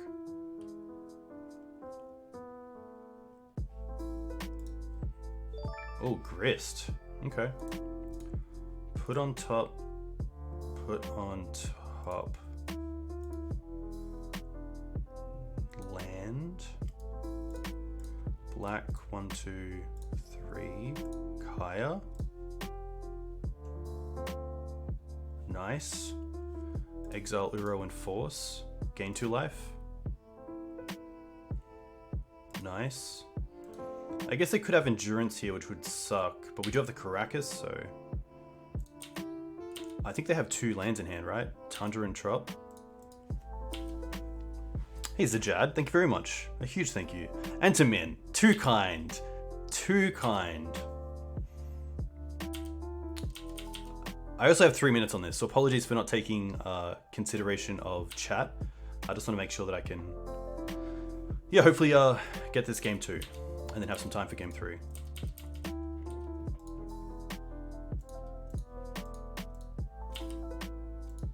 They're going to attack the Kaya. Interesting.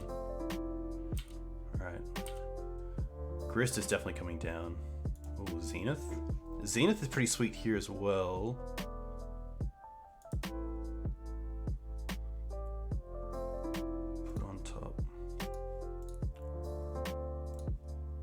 Oh, okay, fun thing.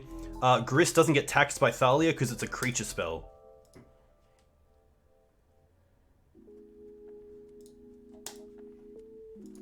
Very nice. I will get rid of Teeg and Prismatic Ending. Just to gain some life. And then happy to attack here.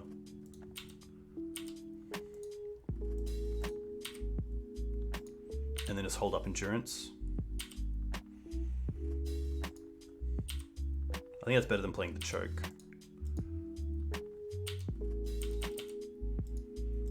We also know about QB on top, so maybe we can go for... Nice, okay. Nice. Do I want to change anything? Ice Fangs are always really annoying, but I don't have a great way to deal with them because they're going to be drawing a card. Yeah, I do like hiding the choke there because I don't think it was going to have an impact on the game. So luckily got a little bit of a boost there. Scoos, Script Ranger, Sylvan Library. I still like the Thought Teasers. I think they're fair enough. On the draw, obviously less enticing, but I think they're still really good. Prismatic Ending, fantastic. Chokes are strong. Knight, still okay, but as you could see there, Caleb went for basics early on and has enough basics in the deck to just work off basics the whole time, so... I think it's just going to be a run back, to be fair. I don't think I wanted, like, you know, Plague Engineer for Snake, which, you know, is also not the worst because it's a pretty awkward creature to a block with something like Endurance or Uro. But I think just for 3 mana, it's a little bit overcosted. I think I'm just going to run it back. I could bring the extra Thalia in, but on the draw, I do like the 3 as well. Just to not overdraw them like this. But this is actually probably okay. Especially having the Sylvan Library here as well. Just really nice. But I do need to watch my clock. Caleb does have 4 minutes on us, so that's pretty huge. Caleb goes to 6. Interesting. Snow-covered pass. Endurance. Okay. Fetch pass.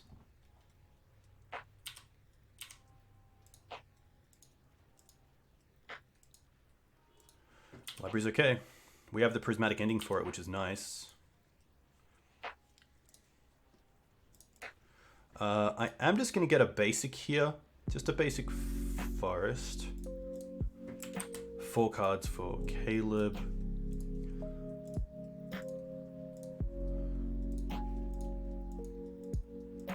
Force here would be pretty good for Caleb because they could also get the card advantage back from the Sylvan Library, but it's not going to happen, which is great. Okay. This is interesting. I don't mind going for 2 spell here, Thalia and Mum.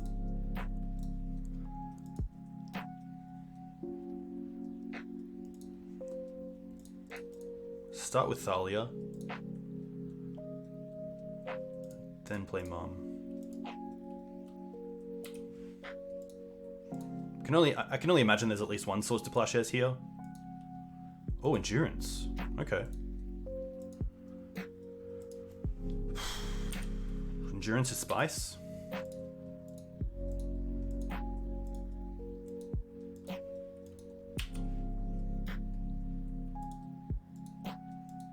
Caleb could have EE here.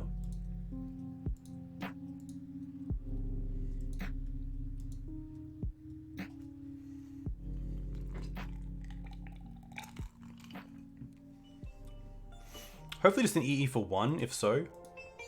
Swords. Okay. Ponder. Sure. Let's see what Ponder does. Ponder chose to shuffle, which is pretty good for us. Because now we also get to play the Sylvan Library around Force of Will because they're tapped out. And we also draw a land, which is kind of nice. And it's a fetch land, so if there's just lands on top, we can fetch those away. Just gonna 6 here.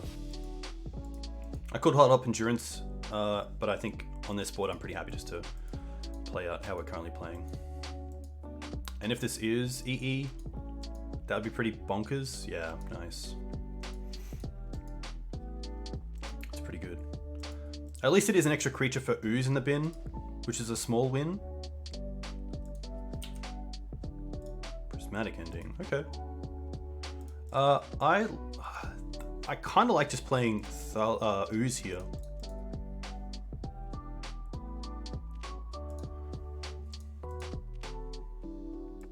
I could also double spell. I actually am going to double spell. I'm going to play Thalia as well. Especially while there isn't an Uro in the bin, and they're pretty far off casting it. And they've already used an E, so...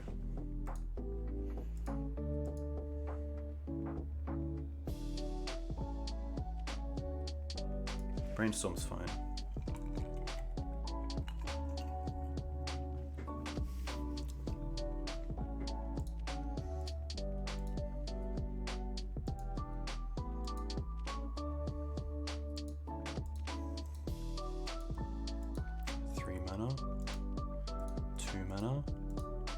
I don't think Caleb, if they find another EE, wants to cast it without mana open to also blow it up. So in this situation, I don't think Caleb would play a 2 mana spell. A 2 mana EE and then not have the mana to blow it up as well. Wasteland's pretty strong.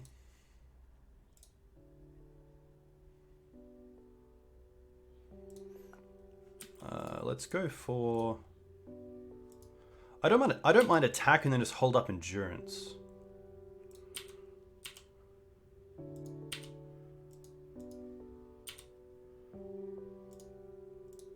I'm actually going to hit the Trop here and then play Endurance so they can't force it.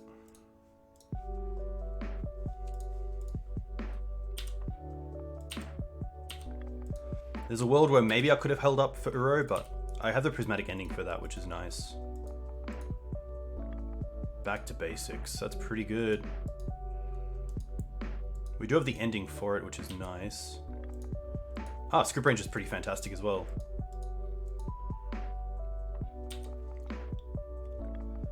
Which I probably actually want to cast here.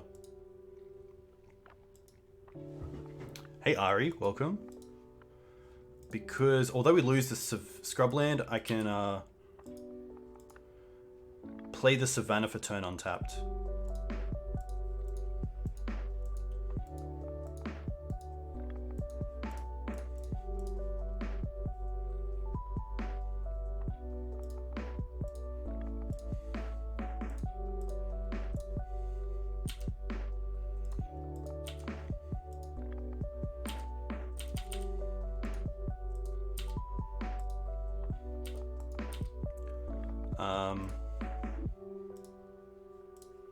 There we go.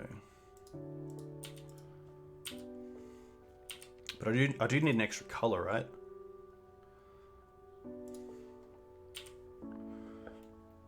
Well, I guess we can just start attacking for one in the air. Oh no! Oh no! Oh no! It's got reach! No! No! Oh my gosh! Of course! Of course! Oh my gosh! Oh my gosh! Oh lol! Lol! Haha! All right. What do we want to do here?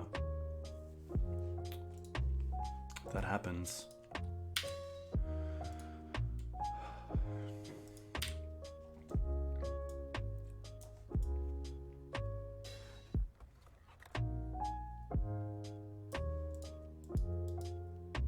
Rough. And now we don't have a great way out of back to basics because we lost the Scrib Ranger. Tough times. Tough times. Alright. Get your Euro.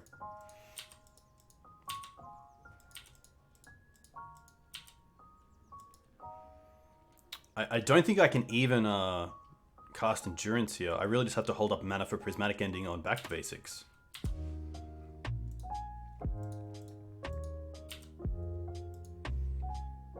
That doesn't... Okay, that kind of does it. Exile target non-land permanent if its mana value is less than or equal to the number of colors spent to cast it. No, so Cradle still does nothing.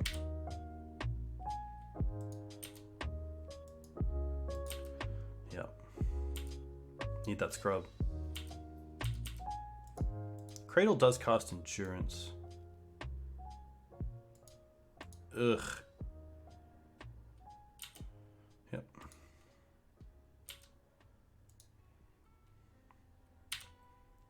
I guess I could have cast the Endurance in response, but that's fine.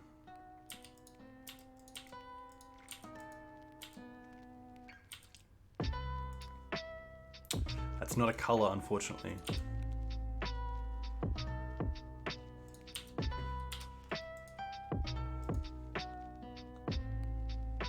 Back to basics really strong here.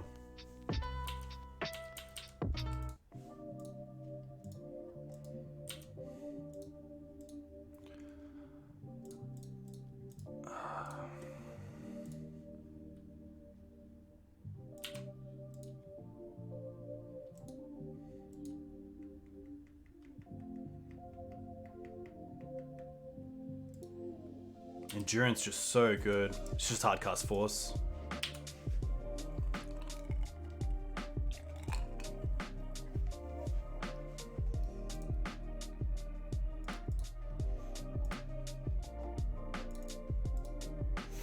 Okay.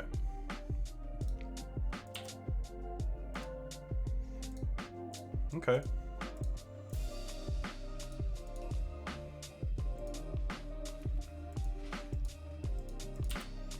But now they are pretty close to just Uro. 1, 2, 3, 4, yeah. Big yikes.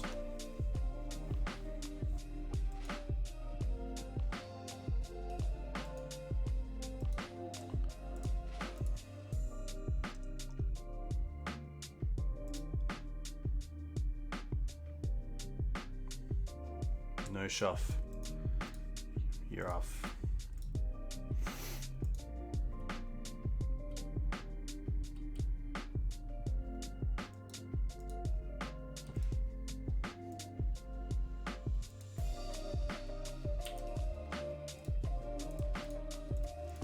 Rough. Not too much we can do there. Definitely obviously some loose plays with like the attack with script, but that's life. Bants are a tough matchup, especially with endurance now. It's just so tough to actually attack. Even with a Thalia with Exalted isn't enough. Just a really tough one. But some pretty cool games. So definitely can't be too upset with that. Yeah, sad script. Sad script.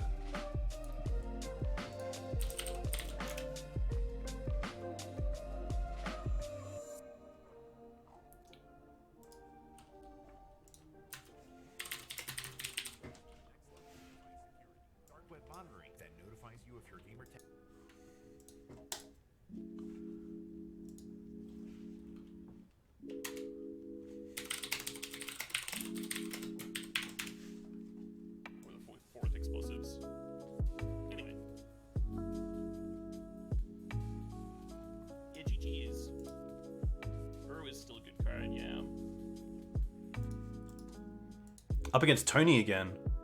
What was Tony on? What was Tony on? Tony Scapani. Oh, Ruby Storm. Yikes. Alright, we'll mulligan this. We'll mulligan this. I'll go 4. Okay.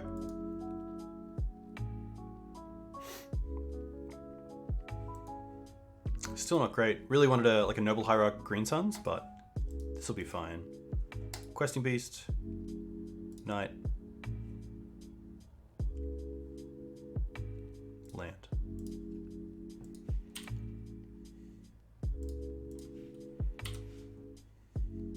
Opponent went to 5. So hopefully we can do like Prismatic ending on Ruby Medallion. That'd be perfect.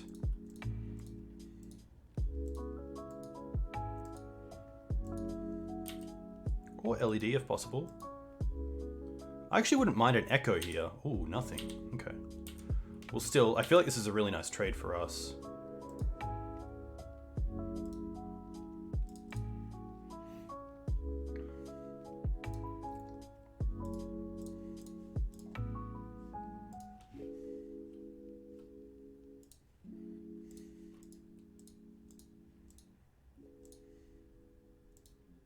Such a good card. Oh my gosh.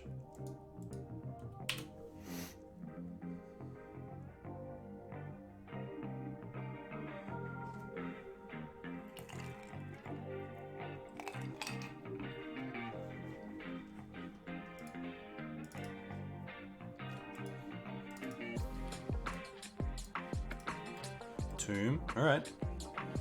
Okay.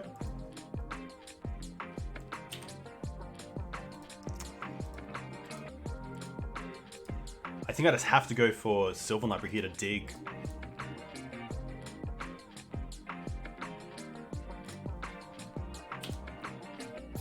Unfortunately a little bit slow, but I think it is just my best play.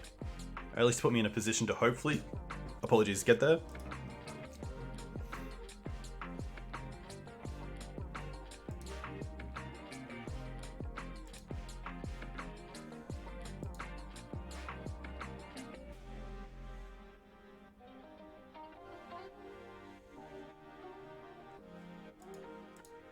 Oof, that's a lot of mana, especially with Bergie in play.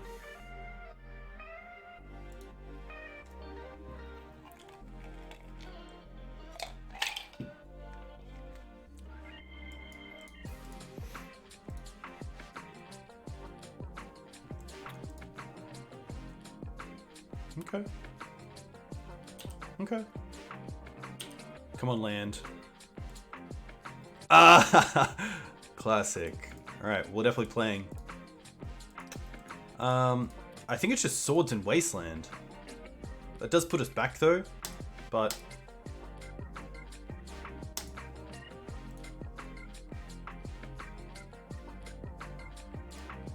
I think this is fine.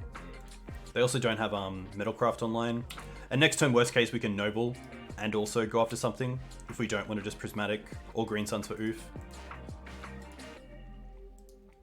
But I think giving them the mana is just so huge. Especially since we have the Noble, I'm not too unhappy with losing the mana there, because we get to accelerate next turn.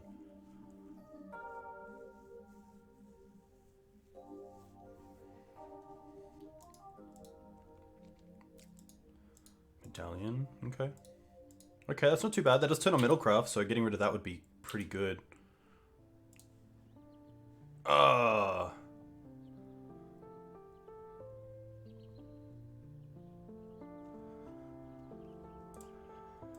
Put on top, put on top. I think it's just Dried Arbor into Noble. But taking off the Mox is pretty interesting.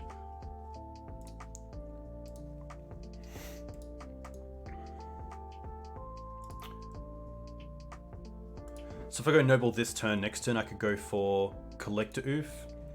I think I'm okay with that. It does let my guard down for a turn, but I feel like that's okay. They have one card, 2 cards now.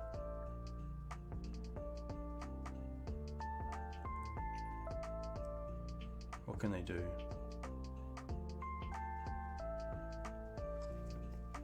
Land, okay.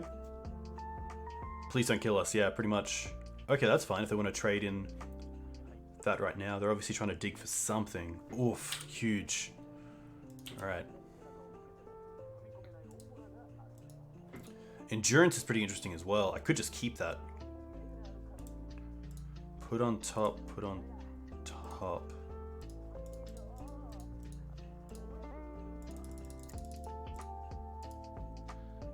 Green Suns for oof. And then pass.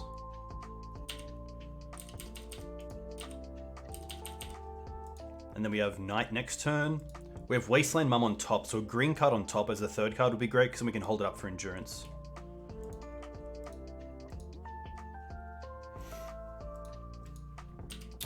You would have used land to Knight of Autumn the Medallion. That's pretty interesting as well. I think because I have the Prismatic ending for the Medallion, I can then 2 for 1 here and then just 1 for 1. Oh, Cradle's pretty nice. Huh.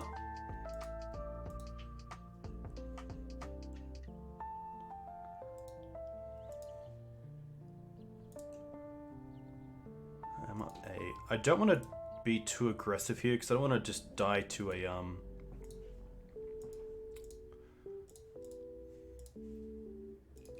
grape shot out of nowhere. But now I get to attack for 3 and also hold up endurance, which is pretty sweet.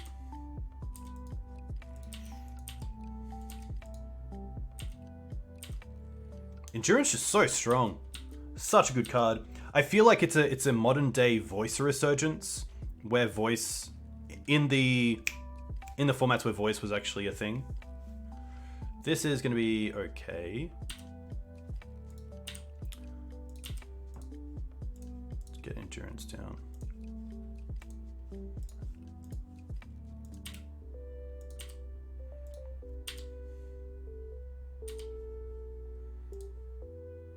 Ooh, Hex. Nice. So we get to attack for 4.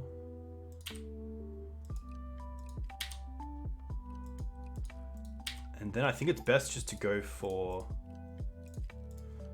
Knight first, and then we get to tap this for 5, play Hex, and to get up straight away.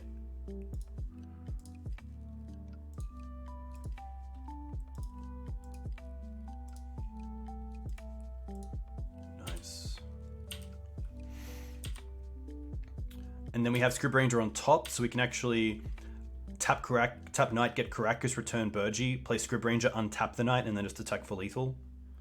So opponent has to win here, and they don't have it, which is great for us. Nice. Okay. Gaddock Teeg, great. Thoughtseize, fantastic. Force of Vigor, great. Endurance, pretty good. Kaya, pretty good. Prismatic, pretty good. 8 cards. Ramanap, not really where I want to be. Grist, unfortunately not. I don't mind taking out some number of knights, some number of swords, and maybe just like 1 Sylvan Library. Actually, it could just be the Blast Zone. I actually brought in Plagues last time for empty, but I'm gonna not do that this time. And just hopefully we can get there in other ways, but... It is... it's tough, because Leyline's also pretty strong. I don't want to over-sideboard, but... Mum's pretty good because it can keep our creatures alive through Grape Shot and also Pyroclasm out of the board, which is a Burning Wish target. So protecting things like Thalia, Collector Oof, or Gaddock Teeg.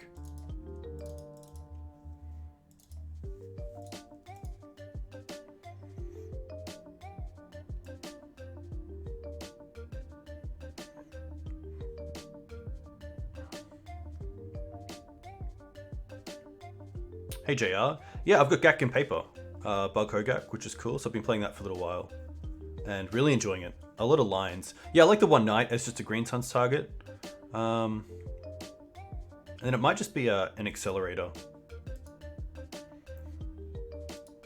Yeah, Pyro can be a bit of an issue, but this is an interesting hand because we kind of have to go Scrubland into Thalia. I don't mind it, but it's a little bit awkward. It's also vulnerable to an Echo. You recently picked up Gak and love it. Yeah, it's a great deck for sequencing. Learning sequencing is really good, and also just remembering triggers. And even little things like in response to a Hedron Crab trigger on a fetch land, fetching in response to get the land you want in case you mill it if you're down on jewels. Because there has been a few times where I've just allowed a fetch land trigger to resolve, milled the card that I wanted, like the last Bayou, and then had it rendered useless pretty much. But yeah, very cool deck. Opponent went to 5 cards, which makes me think they mulled to an Echo. Mox, 2 cards left. Oh, please don't be the 1 card. Red. Oh, it is Echo. Pretty good. Oh. Maybe that's a reason to mull the Leyline, but... Or even just an Endurance, but... I guess Endurance doesn't do anything there. Has to be Leyline.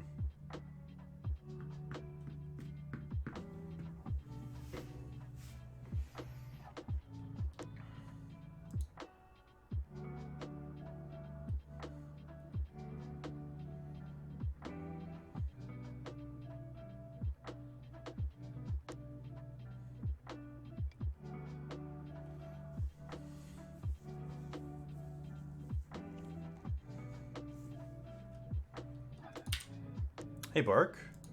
Yeah, that's a pretty good point. I think here I'm just taking out the Lion's Eye to turn off another empty. Another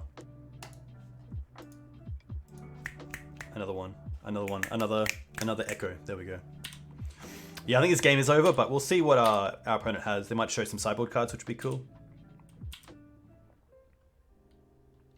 Yeah, very true, JR. That's yeah, very true. Because it's nice when your opponent brings in Leyline against Hogak and you can just play a bunch of 2/1s and 1/1s and get there, which is pretty cool.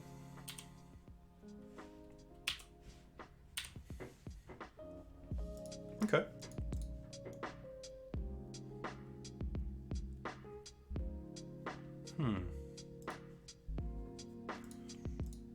I probably just like holding up Scrib Ranger here, because then next turn I can play the Knight even if I don't draw a land.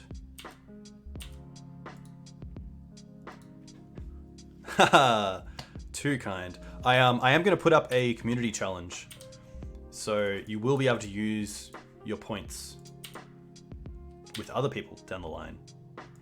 Oh, okay, that's pretty good. Let's attack first.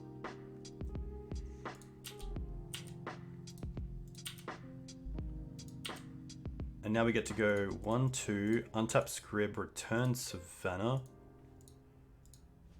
Play this. Green Suns for 2.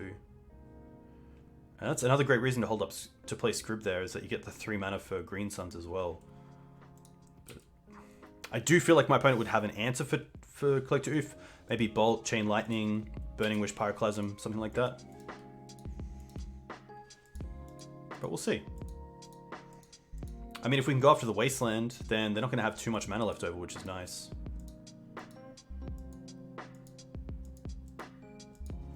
Another Chromox is fine. Maybe going for Storm here off a Grape Shot. Okay. That's fair. But at least now they're down to 0 cards.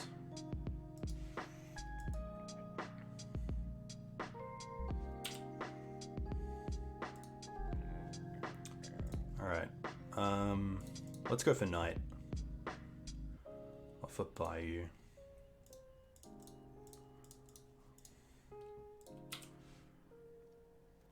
That means next turn we can go Mum, Hex Drinker, Cradle, Questing Beast attack. So we're looking at a pretty good spot. Land, even better. So they have 1 card left. We can Thoughtseize them. Take the Ruby Medallion, nice. Fetch. Let's go and get another Savannah. And now we can go Hex into Mum. And then sack Savannah. Go and get Cradle. Nice. Play Beast. Alright. And now we nearly have him on a 2-turn clock. I think this is a 2-turn clock. 4, 9, tick this up. They have to have it here. Okay. Now we wait.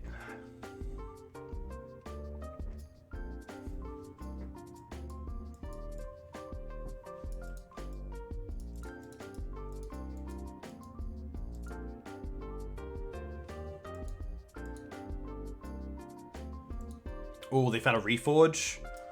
Nice. But it's each player. Okay. I'll take that. We could find an Endurance, which could help.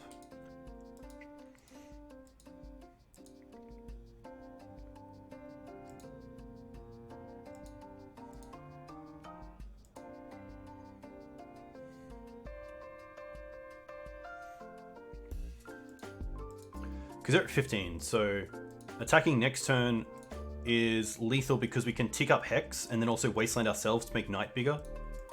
Or Wasteland them to make 6, 10, and then they're down to 13, so yeah. They have to go off here.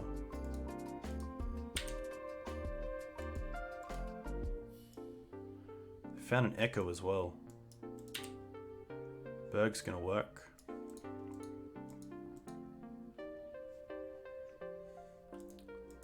Sure.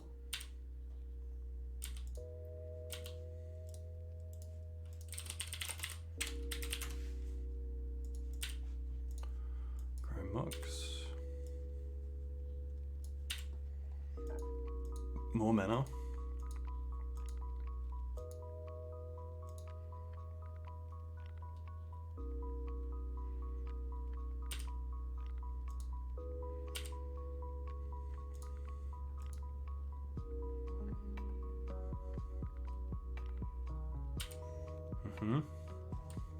Alright.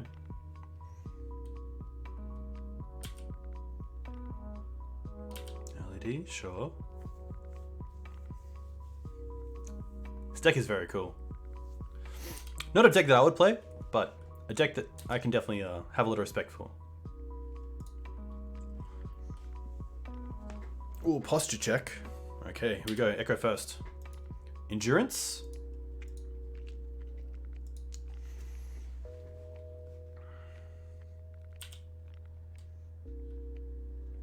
No.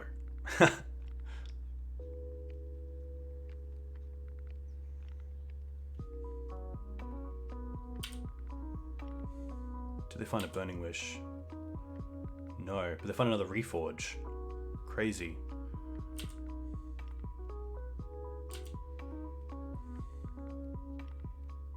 Oh wow, they could also Pyroclasm us, because the Knight's currently at 2/2.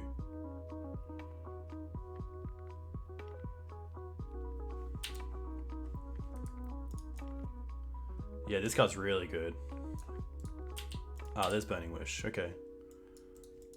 What are you Burning Wishing for? Another Grape Shot, perhaps? Yeah. Nice. Let's run this back. No real changes here. Yeah, I think Ruby Storm is definitely a deck that is optimal on MTGO and not so much in paper, especially for a new player. I wouldn't recommend it to take to a tournament, especially if you don't bring your own dice. I don't mind this hand. Yeah, I'll keep it. We have turn 2 Thalia. Double ley line's really nice as well. I could keep one, but I think I'll just play both. Oh, can't use dice anymore? Okay.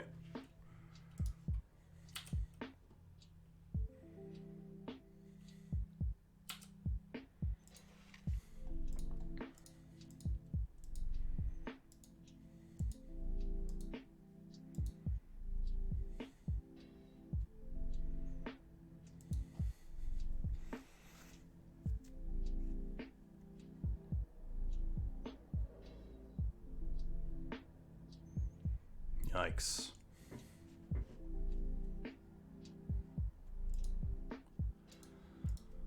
Oof.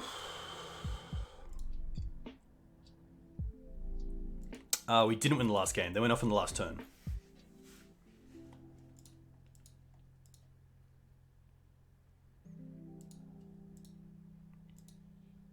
And now it looks like they might just Burning Wish for empty. Peer into the Abyss. Is this just like a turn 1 win? Well, we had ley lines, so can't do much else.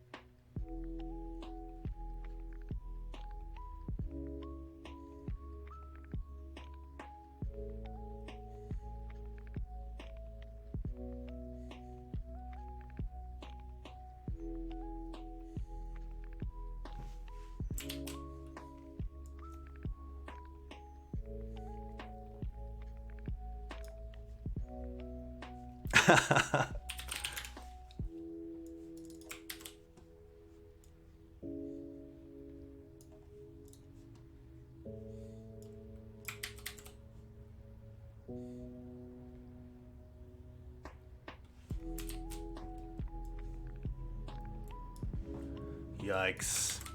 Yikes. 3-0 into 3-2. Tough. Tough.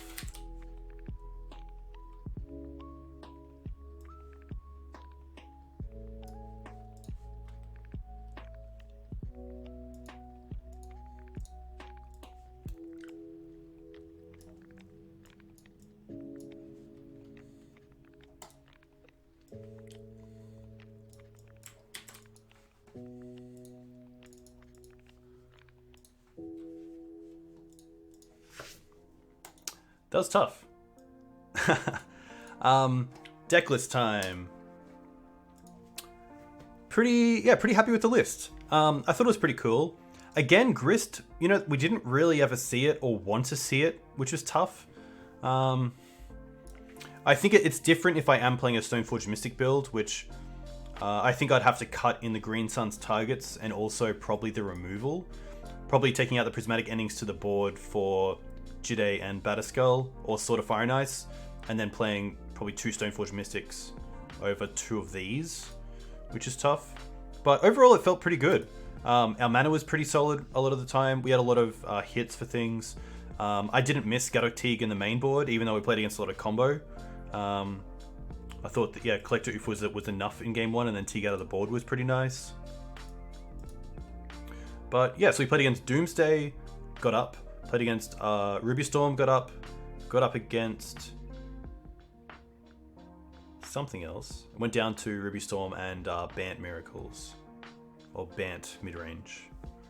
What was the other deck we got up against? Turbo Forge. There we go. Thank you.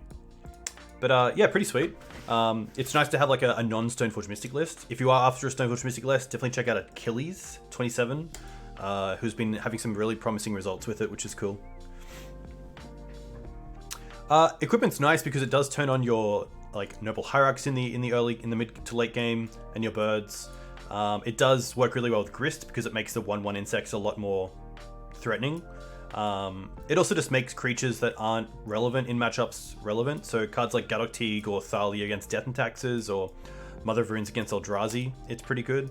So that's pretty cool. The new Batterskull is also pretty sweet, but I think it's probably better in a D&T list because you can flicker it, but that's pretty tough. What do you think about the Jund Hierarch over Mum? I do like Mum at the moment because there's a bit of targeted removal, especially to keep cards like Thalia or Scrib Ranger alive. But I think the Jund one's pretty interesting in a punishing Mav build. But the thing that I like about Noble and Bird is that you can go Forest turn 1 and then have access to White on turn 2. But with the new Jund Hierarch you can't, which is pretty tough. But yeah, overall pretty good. Choke was always interesting. Choke is, yeah, a card I've always been on the fence about. It is really good when it's really good, but against a deck like BANT Miracles, it didn't really have a role. And against Delver, with so many lower to the ground creatures, by the time you're playing Choke, they probably have 2 or 3 threats in play. So if you're time walking yourself by playing Choke, you're probably just losing that game, which is really tough. Hey JR, thank you very much. Yeah, I hope everyone had a good time. I'm going to finish up here and enjoy my Sunday. I do have some cool content coming out on the Green Sun Zenith. I do have Loyagoyf, thankfully, doing a matchup analysis against Blue-Black Ninjas, which should hopefully be on the site this week, which is really cool. So definitely keep your eye out for that. If you want to find me on YouTube, you can find me here, where all my videos go, and also my donation deck lists and my YouTube exclusive content. And then, yeah, just enjoy your weekends. Stay safe. I'm going to see who else is playing quickly and send you guys over there. But I'll be back on Thursday night at 7:30 p.m. Australian Eastern Standard Time. The Legacy Pit is currently live, which is nice. So I'm going to send you guys over there. Nice. A huge thank you once again. Yeah, enjoy your weekends, stay safe, and I'll speak to you soon. Cheers.